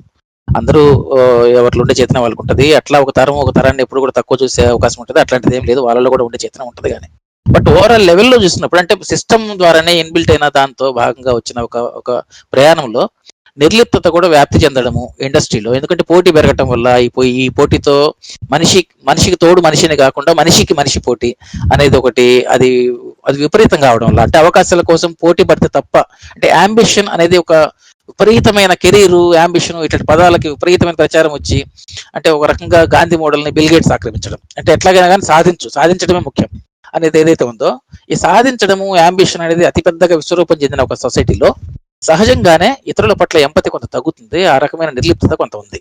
అది బ్రాడర్ గా ఉన్నమాట వాస్తవం. ఇక దాంతో పాటుగా బయటికి రాలేని మాట వాస్తవం. ఇక ఉద్యమాలు బలపడతాయా లేదా అనేది ఈ ప్రయాణం ఇంకా చూడాల్సిందండి. మనం ఇప్పటికిప్పుడు చెప్పే పరిస్థితి అయితే లేదు. కాకపోతే మనం ఉన్న దశలో మరి ఎక్కువ ఆశించకూడదేమో అని అయితే నేను ప్రాక్టికల్ గా అనుకుంటా. ఎందుకంటే న్యూ లెఫ్ట్ లేకపోతే దీని నుంచి ఏదైనా కొత్తగా ఎమర్జీ కావటము, కొత్త డైనమిక్స్ ని అర్థం చేసుకొని కొత్త జార్గాన్తో, ఎందుకంటే ఇప్పుడు దాకా లెఫ్ట్ నా పర్సనల్ ఒపీనియన్ అండి, దీంతో ఎవరైనా విభేదించవచ్చు, ఎవరినైనా ఇబ్బంది పడవచ్చు కూడాను. జనరల్ గా ఈ లెఫ్ట్ వాడుతున్న జార్గాను, చేస్తున్న ప్రచారము, వాళ్ళ డిమాండ్స్ అవన్నీ చూసినప్పుడు బహుశా చాలా మారాల్సింది చాలా పునాదుల్లోంచే ఉందేమో అని కూడా అనిపిస్తుంది. కాబట్టి అదేమీ మారకుండా నువ్వు కొత్త వాళ్ళని ఐడెంటిఫై చేయలేకుండా, కొత్త జార్గాను, కొత్త టూల్స్ డెవలప్ చేసుకోకుండా బహుశా కొత్త ప్రపంచంలోకి వెళ్ళడం అంత ఈజీ కాదేమో, అంత సులభం కాదేమో అనేది నా ఒపీనియన్ అండి. ఈ ప్రశ్న నాదండి రామ్మోహన్ గారు. స్టేట్ అలాగే పెట్టుబడి చారిటీని పెద్ద ఎత్తున ప్రచారం చేయడానికి ప్రయత్నం చేసినప్పటికీ శ్రామికులు తమ నడకను ఆపలేదు. అంటే తమ నడకతో చారిటీని శ్రామికులు తిరస్కరించారు అనుకోవచ్చా? అది చారిటీని అంటే అది డైరెక్ట్ గా చారిటీతో ముడిపడిన అంశం కాదంటే అనుకుంటా నేను. ఒకటి ఇన్స్టింక్ట్ అండి. బేసిక్ గా ఇప్పుడు కష్టంలో ఉన్నారు, కష్టంలో ఉన్నప్పుడు పైగా ఇక్కడ ఉండి వాడు ఎవడో వేస్తున్న దాన్ని ఆ పూట వేస్తున్నది ఈ పూట వేస్తుంది, తినే రోజులు 4 రోజులు ఉంటాము, ఆ ఇన్హ్యూమన్ కండిషన్స్ లో ఉంటాము, చేతిలో ఏమీ లేకుండా ఉంటాము, ఇవన్నీ అంటే వర్క్లెస్ గా ఉంటాం, ఊరికి ఖాళీగా ఉంటాం. ఇప్పుడు ఉదాహరణకి మీరు మామూలు బస్తీల్లో ఎప్పుడు బస్తీ పిల్లలందరూ బస్తీలో ఉన్న వాళ్ళందరూ రోడ్ల మీద ఉంటారు. చాలా మంది అంటుంటారు వాళ్ళు రోడ్ల మీద వస్తున్నారు, విపరీతంగా రోడ్ల మీదకి వస్తున్నారండి, వ్యాధి వ్యాప్తి చెందుతుందండి అని. ఎందుకు వస్తారు రోడ్ల మీదకి? వాళ్ళ హౌసెస్ ఇన్హ్యూమన్ కండిషన్స్ లో ఉంటాయి. అంటే అక్కడ లివింగ్ కన్నా వాడికి బయట రోడ్డు మీదనే కొంచెం ఎక్కువ గాలాడుతుంది, ఎక్కువ కొంచెం మనిషిలాగా ఫీల్ అవ్వగలడు. అంటే ఆ హౌసెస్ అందులో living conditions are mostly inhuman గా ఉంటాయి. అంటే షేర్ చేసుకోవడము, టాయిలెట్స్ సహా చాలా చిన్న ఇరుకిరికిళ్ళు అట్లాగా ఉంటాయి కదా. అందువల్ల కూడా మనం అది వీళ్ళందరూ కూడా సొంతంగా ఊరికి వెళ్ళటము, ఊర్లో కనీసం ఒక అయిన వాళ్ళ మధ్య ఉండటం, ఒక ముప్పు వచ్చినప్పుడు, ఒక ప్రమాదం వచ్చినప్పుడు అయిన వాళ్ళ దగ్గరికి వెళ్ళటము, సొంత ఊర్లో ఉండటం అనేది ఒక ఇన్స్టింక్టివ్ నేచర్. అది మనుషులకి ఆ ఫీలింగ్ ఉంటుంది సహజంగా. అది కేవలం ఆకలితో వెళ్తున్నారని కూడా లేదు, ఆకలితో వెళ్ళే వాళ్ళు ఉన్నారు, అట్లాగే పని లేకుండా వాళ్ళు ఉండలేరు. ఆ పని లేకుండా ఉండటానికి వాళ్ళకేమి, ఇప్పుడు వాళ్ళు ఉన్న చోట వాళ్ళకేమి ఉండటానికి వసతులు అవేమి ప్రాపర్ గా ఉండవు. కాబట్టి పని లేకుండా ఇట్లా ఊరికే పడి ఉండటము, అది కూడా ఎక్కడంటే ఆ యూనిమన్ కండిషన్ ఉండటం కంటే ఏదైనా చేసి సొంత ఊరికి వెళ్ళిపోదాం, ఏదో బాగాలేదు అనే ఫీలింగ్ ఏదో ఉంటుంది కదా, అది వాళ్ళని డ్రైవ్ చేస్తుంది అనుకుంటాను. రెండు ఉంటాయి. ఒకటి ఫుడ్ అవైలబిలిటీ ప్రాపర్ గా లేకపోవడము, మినిమం బేసిక్ రిక్వైర్మెంట్స్ ప్రాపర్ గా లేకపోవడము, వర్క్ లేకపోవడము, అంటే రోజు చేయడానికి వర్క్ లేకుండా ఖాళీగా ఉండటము. ఖాళీగా ఉండటం అంటే ఖాళీగా ఇన్హ్యూమన్ కండిషన్స్ లో ఉంటాం, ఇది ఉంటది. ఇవన్నీ అంటే మనకి మల్టిపుల్ రీజన్స్ కలిసి పనిచేస్తాయండి. దాంతోపాటు ఇన్స్టింక్ట్, ఈ ప్రమాదం వచ్చినప్పుడు ఊర్లో ఉందామని ఇన్స్టింక్ట్, ఇవన్నీ కూడా పనిచేస్తాయి. ఏదో ఒక అంశం మాత్రమే కాదు. బహుశా అట్లా అంటే రకరకాల కారణాలు తెలియదు వాళ్ళు వెళ్తా ఉంటారు. ఒక్కొక్కరు అందరికీ ఒకటే కారణం ఉండాలని లేదు. ఓకే, నెక్స్ట్ ప్రశ్న సురేష్ గారిది. వలస కూలీల పరిస్థితి ఇంత హృదయ విదారకంగా ఉన్న ప్రజల రోజువారీ చర్చలో ఇదేదో పెద్ద విషయంగా లేదని అనిపిస్తుంది. ఉదాహరణకు ఎఫ్సిఐ గోదాముల్లో నిల్వ ఉన్న బియ్యాన్ని పేదలకు పంచకుండా శానిటైజర్ తయారీకి ఉపయోగించాలని ప్రతిపాదన వచ్చినప్పుడు అది అన్యాయం అనే భావన పెద్దగా రాలేదు. దీన్ని ఎలా అర్థం చేసుకోవాలి? ఈ సమస్యను ప్రధాన స్రవంతి చర్చలోకి ఎలా తీసుకురావాలి? ఇది కూడా ఇందాక ప్రశ్న లాంటిదేనండి. అంటే స్పందన ఎందుకు రాలేదు అంటే, మనం వచ్చే పరిస్థితులు కూడా మనకు ఎదురుగా లేవు. అంటే సివిల్ సొసైటీ కానీ అసలు ఏదైనా బయటకు వచ్చి మీకు అంతెందుకు, ఇప్పుడు ఆనంద్ ఎంత సైలెంట్ గా వెళ్ళిపోయిందండి. సిఏఏ ప్రొటెస్ట్ గురించి అసలు ఏమన్నా ప్రస్తావన ఉందా? అప్పుడు దాకా ఎంత పెద్ద చర్చ నడిచింది దాని చుట్టూ. ఒకటేదో ఒక చిన్న ఆశావకమైన మొలక ఎక్కడో ఉంది, అదేదో కొంచెం కన్సిస్టెంట్ గా నడుస్తుంది, కొంచెం రైట్ స్ట్రాటజీస్ నడుస్తుంది అని చాలా మంది అనుకుంటున్న ఒక చిన్న పాయింట్, అది ఒక చిన్న క్లస్టర్ లాంటి పాయింట్, అది కూడా చాలా సైలెంట్ గా చాలా ఈజీగా రిమూవ్ చేయడానికి స్టేట్ కి ఇది ఎట్లా ఉపయోగపడిందో మనకు అందరికీ తెలుస్తుంది. సేమ్ టైం ఆనంద్ టెల్టోమెల్ లాంటి వాళ్ళని అరెస్ట్ చేయడం కావచ్చు, లేబర్ లాస్ తీసేయడం, అంటే ఏదైనా కూడా ఈ టైం ఎట్లాంటిదంటే వాళ్ళు ఏం చేసినా అడిగే వాళ్ళు లేరు. ఎందుకంటే ఎదురుగా ప్రాణం ఉంటుంది కదా. అంటే నీకు చిన్న గీత పెద్ద గీత, నీకు ప్రాణాలు పోతున్న ఒక పెద్ద ప్రమాదం ఉన్నది, ఇక్కడ ముప్పు ఉన్నది, మహమ్మారి ఉన్నది, కాబట్టి నీకు అదే పెద్దగా కనిపిస్తుంటది. ఎవరి ప్రాణం వాళ్ళకి ముఖ్యం కదా. కాబట్టి ప్రాణానికి ప్రమాదము అనే ఒక ఎమోషనల్, ఒక భయానకమైన ఒక ముప్పు మనిషికి మధ్యలో పొంచి ఉన్నప్పుడు దాని దాని ప్రభావంలో మనిషి ఉన్నప్పుడు ఇతరత్ర అంశాలు రిలేటివ్లీ తక్కువ అనిపిస్తాయి. వాళ్ళు ఇంకా ముందుకొచ్చి తమ పరిధిని దాటి ఇతరుల కోసం నిలబడము, ఇతరుల కోసం మాట్లాడడము అనే దశకి ఇప్పుడిప్పుడే వాళ్ళని ఊహించలేం. రెండవది అసలు మామూలు ఫిజికల్ గానే లాక్డౌన్ ఈ పరిస్థితులు ఇవన్నీ ఉన్నాయి. ఈ లాక్డౌన్ పరిస్థితుల్లో ఎవరైనా బయటకు వచ్చి ఒక వాయిస్ ని ఎట్లా బయటకు కనిపిస్తారు? అసలు వాయిస్ బయటికి రావడానికి కానీ, ఒక యూనిటీ రావడానికి కానీ, ఒక యునైటెడ్ వాయిస్ ముందుకు రావడానికి కానీ అసలు ఏదైనా సోషల్ స్ట్రక్చర్స్ లోనే అటువంటి అవకాశం లేదు ఇప్పుడు ప్రస్తుతం. అవకాశాలు చాలా తక్కువ. ఏదైనా వెతుక్కోవాలి, కొత్త మార్గం ఏదో వెతుక్కోవాలి, కొత్త రూట్, కొత్త టూల్ ఏదో వెతుక్కోవాలి మనుషులు. కాబట్టి అది కొంచెం కష్టమైన విషయం అనుకుంటాను. ఇది కామెంట్, దీని మీద మీరు కామెంట్ చేస్తారండి. చూడండి, central government suggested to engage buses to shift migrant labours to their states. Thereafter, trains were suggested. It is difficult to cross minimum 2 or 3 states, and it takes minimum 3 days to reach their destination by a bus. Thus, it is very careless idea intended by the central government. The comment అండి దీని మీద మీరు. ఇవి logistical సమస్యలండి, అవి పెద్ద సమస్యలు కదా. అంటే ఐ మీన్ నా personal opinion, I'm sorry to differ.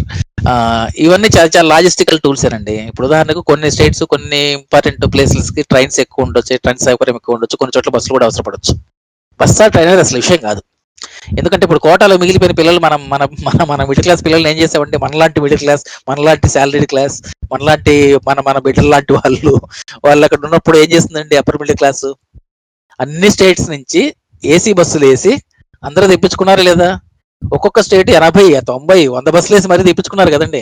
కోట మీకు అందరికీ తెలుసు. మన ఆర్టీసీ క్రాష్ రోడ్స్, మన తెలుగు వాళ్ళకి, మన తెలుగు విద్యార్థులకి ఆర్టీసీ క్రాష్ రోడ్స్ ఎట్లాగో మన వీటికి ఎగ్జామ్స్ కోసం, అట్లాగో కోట, రాజస్థాన్ లో కోట, అట్లాంటి సెంటర్ నార్త్ ఇండియాలో. మరి అక్కడ మిగిలిపోయిన పిల్లల్ని ప్రతి స్టేట్ బస్సులు వేసి తెప్పించుకుంది కదా. తెప్పించుకోవాలని నిజంగా ఉంటే, వాళ్ళని వాళ్ళ స్వస్థలాలకు పంపించాలని నిజంగా ఉంటే బస్సుల, రైళ్ళ అసలు సమస్యలు కావు. మనకు వీఆర్ డెవలప్డ్. ఆ మేరకు మనం డెవలప్ అయినాం. ఆ మేరకు మన రవాణా సాధనాలు ఉన్నాయి, సౌకర్యాలు ఉన్నాయి, ట్రైన్స్ ఉన్నాయి, వ్యవస్థ ఉంది. వ్యవస్థ లేకుండా పోలే. వ్యవస్థని ప్రాపర్ గా యూటిలైజ్ చేసుకోవడానికి కావాల్సిన ఏదో లేదు, అది లేదు, అక్కడ విల్ లేదు. అంతకుమించి బస్సులు, ట్రైన్స్ అసలు సమస్య కాదనుకుంటానండి. we have plenty of buses and we have plenty of trains. Laxman గారి ప్రశ్న అండి ఇది. వర్గ దృష్టి కలిగిన వామపక్షీయులు ఈ సమస్యాత్మక కాలంలో ఎటువంటి పాత్ర పోషిస్తున్నాయి? ఇది కూడా నేను వాళ్ళ మీద కామెంట్ చేయడం బాగోదండి. అంటే I don't want to comment on parties and all. కాకపోతే ఏంటంటే ఏ పాత్ర అయినా కూడా ఒకటి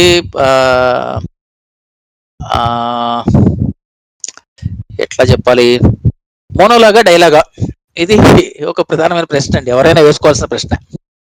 చాలా వరకు లెఫ్ట్ పాలిటిక్స్ లో ఉన్న వాళ్ళు, నేను అబ్జర్వ్ చేసినంత మేరకు ఎక్కువ భాగము మోనోలాగ్ లో ఉంటారు. అంటే తామే ప్రపంచము అని, తమలాగే ఆలోచిస్తుంది ప్రపంచం అనుకుని, అంటే తమకి ప్రాతినిధ్య స్వభావాన్ని ఆపాదించుకొని, తమకి బహువచనాన్ని ఆపాదించుకొని అట్లా కొంత రోల్స్ ప్లే చేస్తూ ఉంటారు. అటువంటి భాషతో మాట్లాడుతూ ఉంటారు. మనకు అర్థమైంది, అవతలకి అర్థమవుతుంది కదా అని.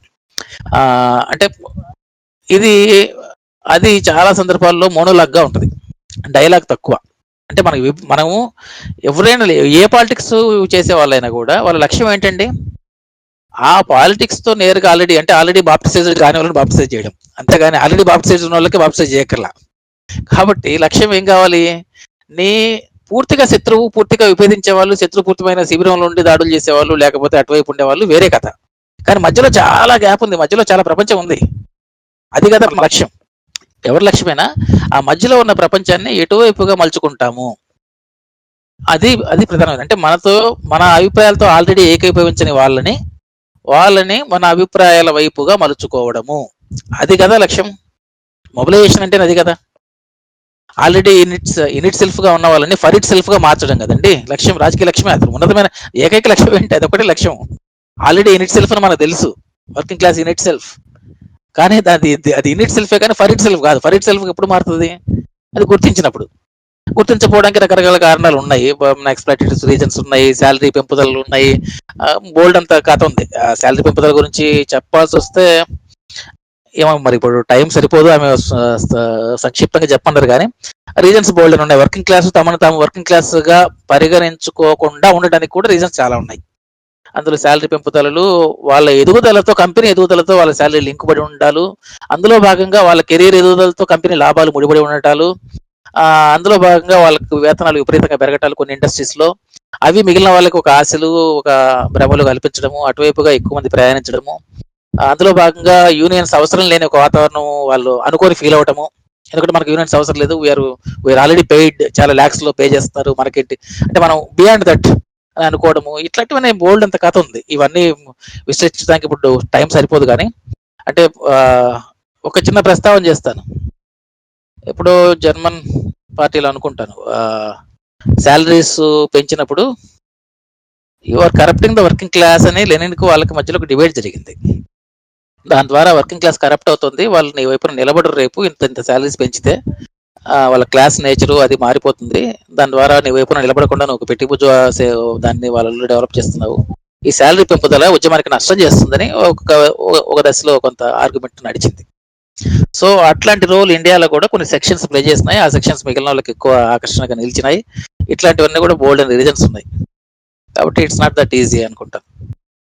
వలస కూలీలను అంటే సుధీర్ గారి ప్రశ్న ఇది, వలస కూలీలను లాక్డౌన్ కంటే ముందు తరలించినట్లు అయితే ఈ రోజు మనం అమెరికా, చైనా కంటే ముందు ఉండే వాళ్ళమేనా?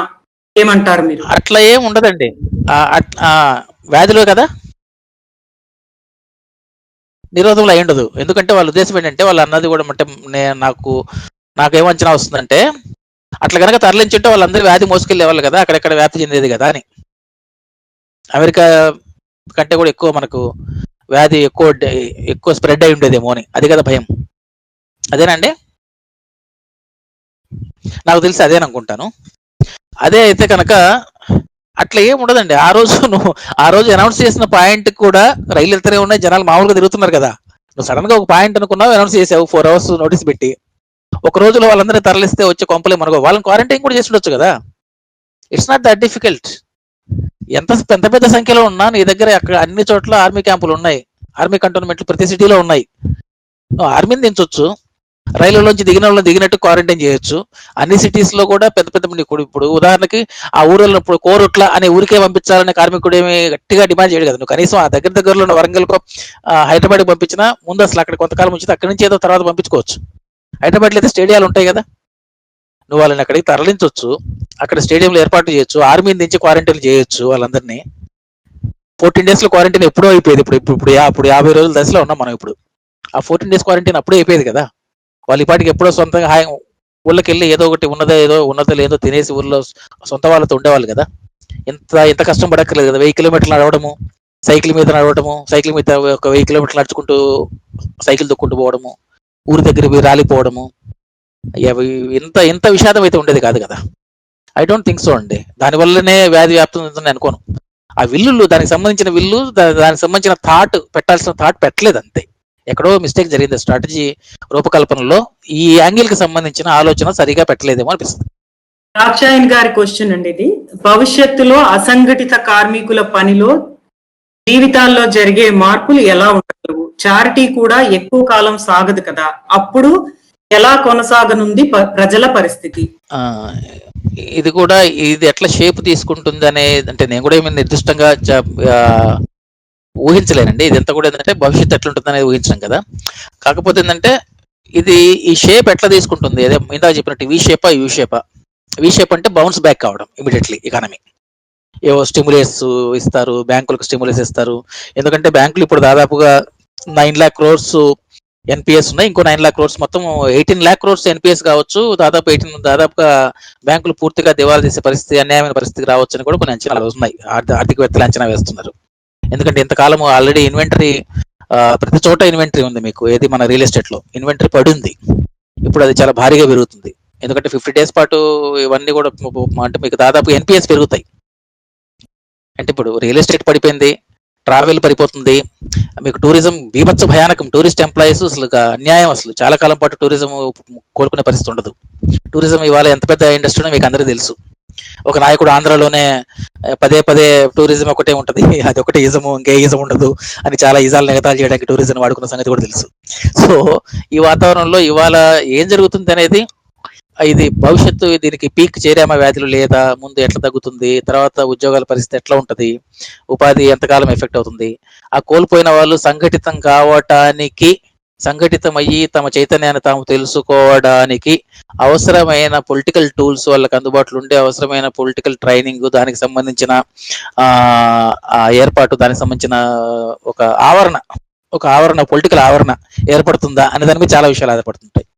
ఎందుకంటే కేవలము మనుషులు ఒక దుర్భరమైన పరిస్థితిలో ఉండటము, అణచివేత గురి కావడము, దానికదే ఒక తిరుగుబాటుగాను, దానికదే ఒక చైతన్యంగాను దారితీస్తుందని చెప్పలేం.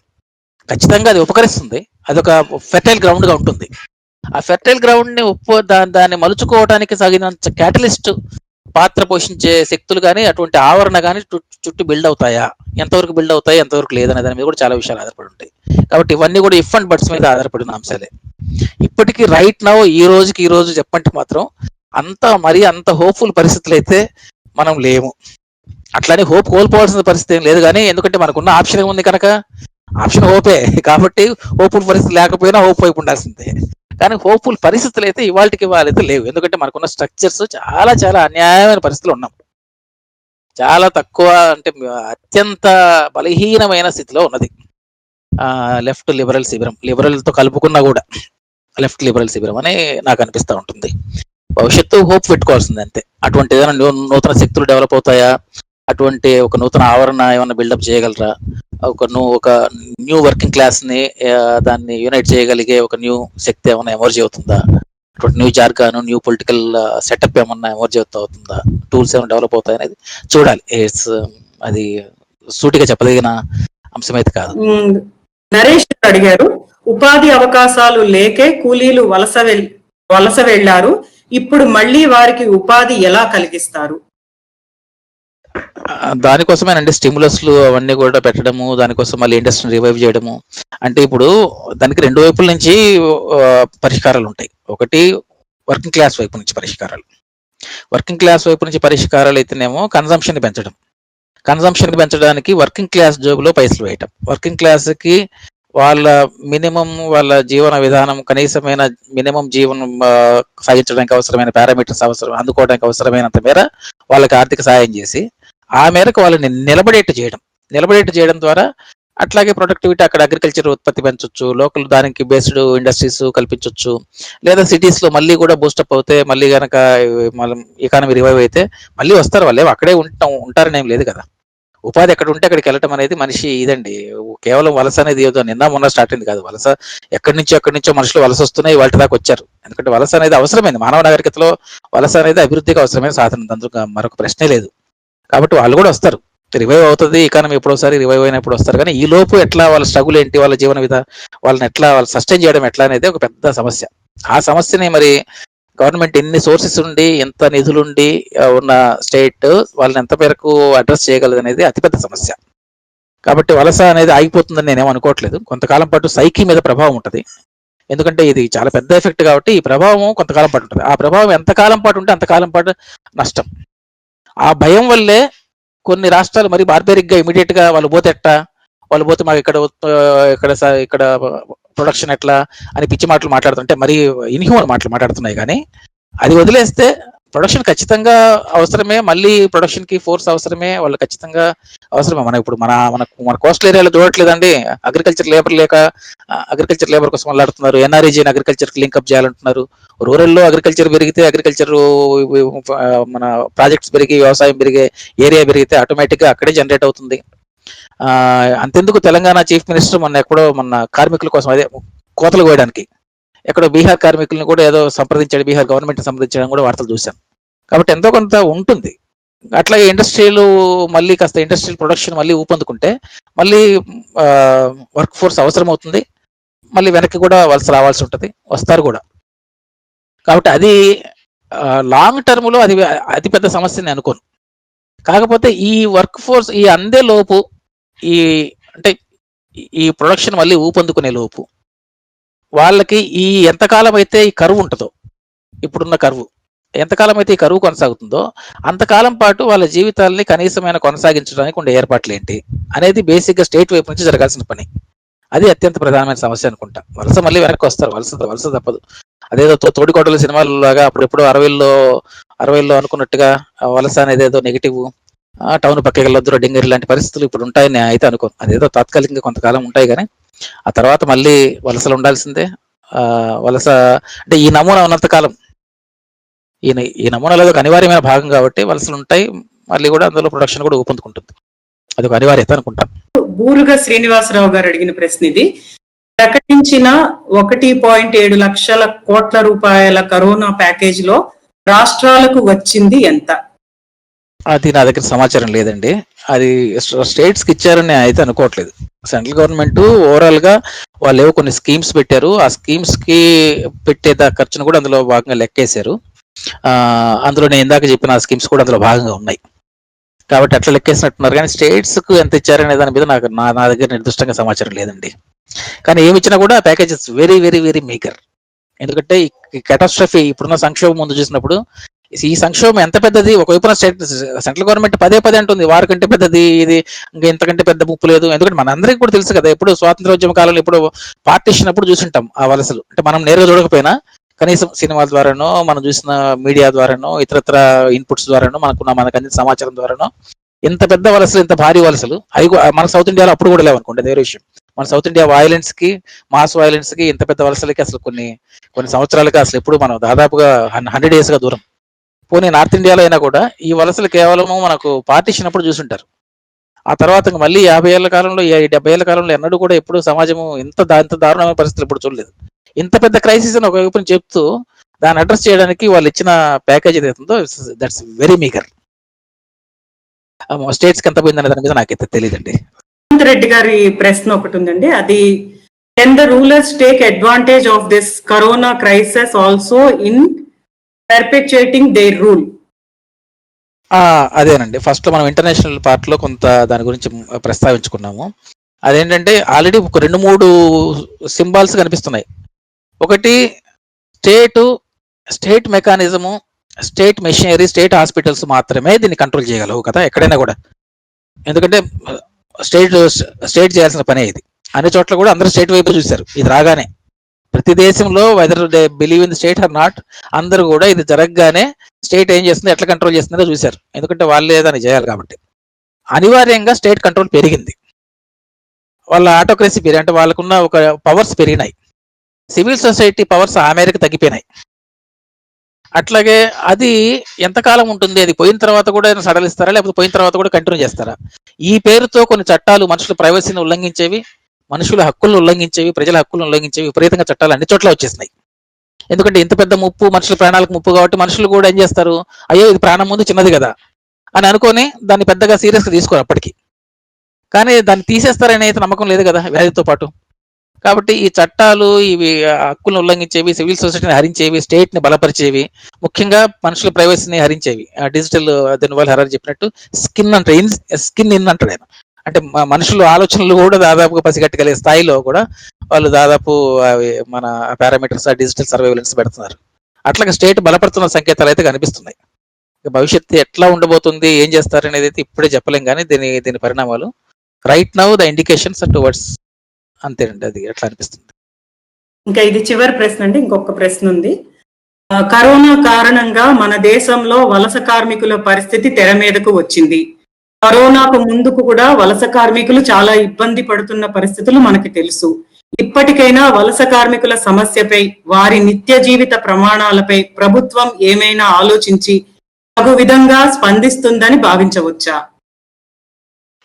ఇది ఏం చెప్తామండి, మనం ఇది చెప్పగలిగింది కాదు. ఎందుకంటే స్టేట్ ఎవరిని రిప్రజెంట్ చేస్తుందనే దాని మీద ఆధారపడి ఉంటుందండి. స్టేట్ ఎవరిని రిప్రజెంట్ చేస్తుందో మనకు అందరికీ తెలుసు.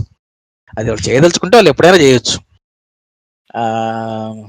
అంటే భవన నిర్మాణ రంగానికి వదిలేయకుండా, వాళ్ళని ఇటుక బట్టీల వాళ్ళకి వదిలేయకుండా, మీరు అటు మన తెలుగు రాష్ట్రాల్లో అయినా ఇటుక బట్టీలు ఎక్కడున్నా కూడా ఇటుక బట్టీల దగ్గరికి వెళ్ళి చూడండి, వలస కార్మికుల వాళ్ళ దుర్పరిస్థితి ఉంటుంది. అది ఏం లేదు, కొంచెం పై ఉన్నోడు కింద ఉన్నోడిని, ఇది కూడా నెచ్చిన మెట్లేనండి. కులం ఎట్లాగూ నెచ్చిన మెట్లు, వర్గం ఎట్లాగూ నెచ్చిన మెట్లు, వర్గంలో కూడా నెచ్చిన మెట్లు ఏర్పడ్డాయి కదా. ఒకప్పుడులాగా 2 క్లాసులు కాదు ఇవాళ.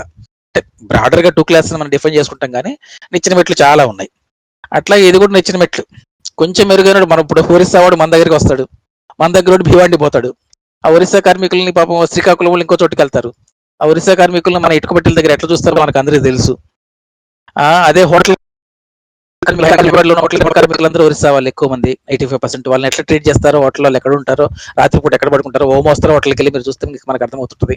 సో అన్ని చోట్ల అంటే వాళ్ళ బాధ్యతల్ని స్టేట్ ఏం చేసింది, దానికి ఒక నిర్దిష్టమైన ఒక ఆవరణ, దానికి సంబంధించిన రూల్స్, పారామీటర్స్, వాటిని ఎవరు పట్టించుకునే వాళ్ళు ఎవరు లేకపోవడం వల్ల అది భవన నిర్మాణం యాజమాన్యాలు, హోటల్ యాజమాన్యాలు, ఇటుకబట్టల యాజమాన్యాలు వాళ్ళ ఇష్టం. అయితే వాళ్ళు డెస్పరేట్గా ఉంటారు కాబట్టి కార్మికులకు వాళ్ళకి ఏదో కావాలి కాబట్టి ఎంతో కొంత ఇక్కడికి వచ్చి 4 రోజులు పనిచేస్తే ఏదో 1000-2000 సంపాదించుకో మళ్ళీ వెనక్కి వెళ్తాము అనేది ఏదో ఉంటుంది కదా, వాళ్ళ ఆశ ఉంటుంది కదా. ఆ డెస్పరేషన్ ఆశని క్యాష్ చేసుకోవడం, ఆ క్యాష్ చేసుకోవడంలో భాగంగా ఎక్స్‌ప్లాయిటేషన్ నడుస్తూనే ఉంటుంది. ఎక్స్‌ప్లాయిటేషన్కి ముగింపు ఏంటి? ఎక్స్‌ప్లాయిటేషన్ ముగింపు అనేది ఒకటే, సోషలిస్ట్ పాలసీస్, ప్రోగ్రెసివ్గా సోషలిస్ట్ పాలసీస్ అమలు చేసే ప్రభుత్వం ఉండటం. పోనీ దానికంటే కొంచెం దగ్గరగా కనీసం లిబరల్ పాలసీస్, కొంచెం వెల్ఫేర్, ఇదే వ్యవస్థ ఉండి కూడా ఎంతో కొంత వెల్ఫేర్ మెకానిజం, కొంచెం లిబరల్ పాలసీస్ అప్లై చేసే విధంగా ఉంటాం. అది జరగాలంటే ఏం చేయాలి? పూర్తిగా సోషలిస్ట్ స్టేట్ అయినా, ఓనీ కనీసం లిబరల్ అయినా ప్రెషర్ గ్రూప్గా కనీసం రావాలి. పూర్తిగా స్టేట్ని ఆక్యుపై చేసుకుంటే ఒక ఫోర్స్గానైనా ఒక ఎమర్జీ కావాలి, లేదా దానికంటే తక్కువదైనా ఒక బలమైన ప్రెషర్ గ్రూప్గా ఉండి స్టేట్ పాలసీస్ని ఇన్ఫ్లుయెన్స్ చేసేంత స్థాయిలోనే ఉండాలి. స్టేట్ పాలసీని ఇన్ఫ్లుయెన్స్ చేసే స్థాయిలో ఉన్నప్పుడు taxation is a major issue. చాలా మంది టాక్సేషన్ గురించి మాట్లాడరు. వాస్తవానికి మనం ఉన్న సొసైటీలో దీన్ని బాగుపరచుకోవడం అంటే వితిన్ బాగుపరచుకోవడం, మొత్తం కనుక ఏదో కూల వేయడం అది ఉంది కదండి, నేను ఇప్పుడు అందులోకి వెళ్ళట్లేదు. వితిన్ గా బాగుపరచుకోవడంలో వెల్ఫేర్ లిబరల్ వైపుగా ప్రయాణించడము, ఒకవేళ అది ప్రాక్టికల్ అని ఎవరైనా కొంతమంది అనుకుంటే, పోనీ ఉన్నంతలో అదేదైనా చేద్దాం అనుకుంటే దానికి ఉన్న నువ్వు అనుకున్న అంతిమ లక్ష్యం చేరే మార్గంలో ఈ లోపు ఉన్నంతలో ఇటువైపుగా మార్చుకోవడం, స్టేట్ ని వెల్ఫేర్ వైపు మార్చుకోవడం అనేది కనుక లక్ష్యం అయితే ఆ రకంగా టాక్సేషన్ లో ఆ ప్రోగ్రెసివ్ టాక్సేషన్ తేవచ్చు. ప్రోగ్రెసివ్ టాక్సేషన్ తెస్తే ఇట్స్ నాట్ దట్ డిఫికల్ట్ అండి. వీళ్ళని అడ్రస్ చేయడం కానీ అది పెద్ద కష్టమే కాదు వాస్తవానికి. ఎందుకంటే మన దగ్గర ఎంత సంపద ఉందో, మనకు ఎంత సంపద సృష్టిస్తున్నామో, ఎంత సంపద ఎక్కడ పోగవుతుందో మనకు అందరికీ తెలుసు. అది ఎందుకంటే ఎన్ని ఎన్పిఎస్ రేట్ ఆఫ్ చేస్తున్నారు, ఎంతెంత ఇండస్ట్రీస్ దగ్గర ఎంతెంత పోగపడుతుంది, ఇవన్నీ కూడా మనకు తెలుసు కదా. సో అట్లా ఏమైనా చేయొచ్చు, చేయదలిస్తే. అది ఎంత మేరకు చేయగలము అనే దాని మీద చాలా విషయాలు ఆధారపడి ఉంటాయి. ఇదండి ఈరోజు స్పీకర్ రామ్మోహన్ గారు కరోనా క్లాస్ కి సంబంధించి ప్రభుత్వం ఏ తీరుగా స్పందించింది, ఏ క్లాస్ పట్ల ప్రభుత్వం పక్షపాతిగా ఉంది అన్న విషయాన్ని తన ప్రసంగం ద్వారా అలాగే ప్రశ్నల ద్వారా మన ముందు ఆవిష్కరించారు. మార్క్సిజం చెప్పేది కూడా అదే, హోప్ తప్ప మన ముందు ఇంకేమీ లేదు అనేది.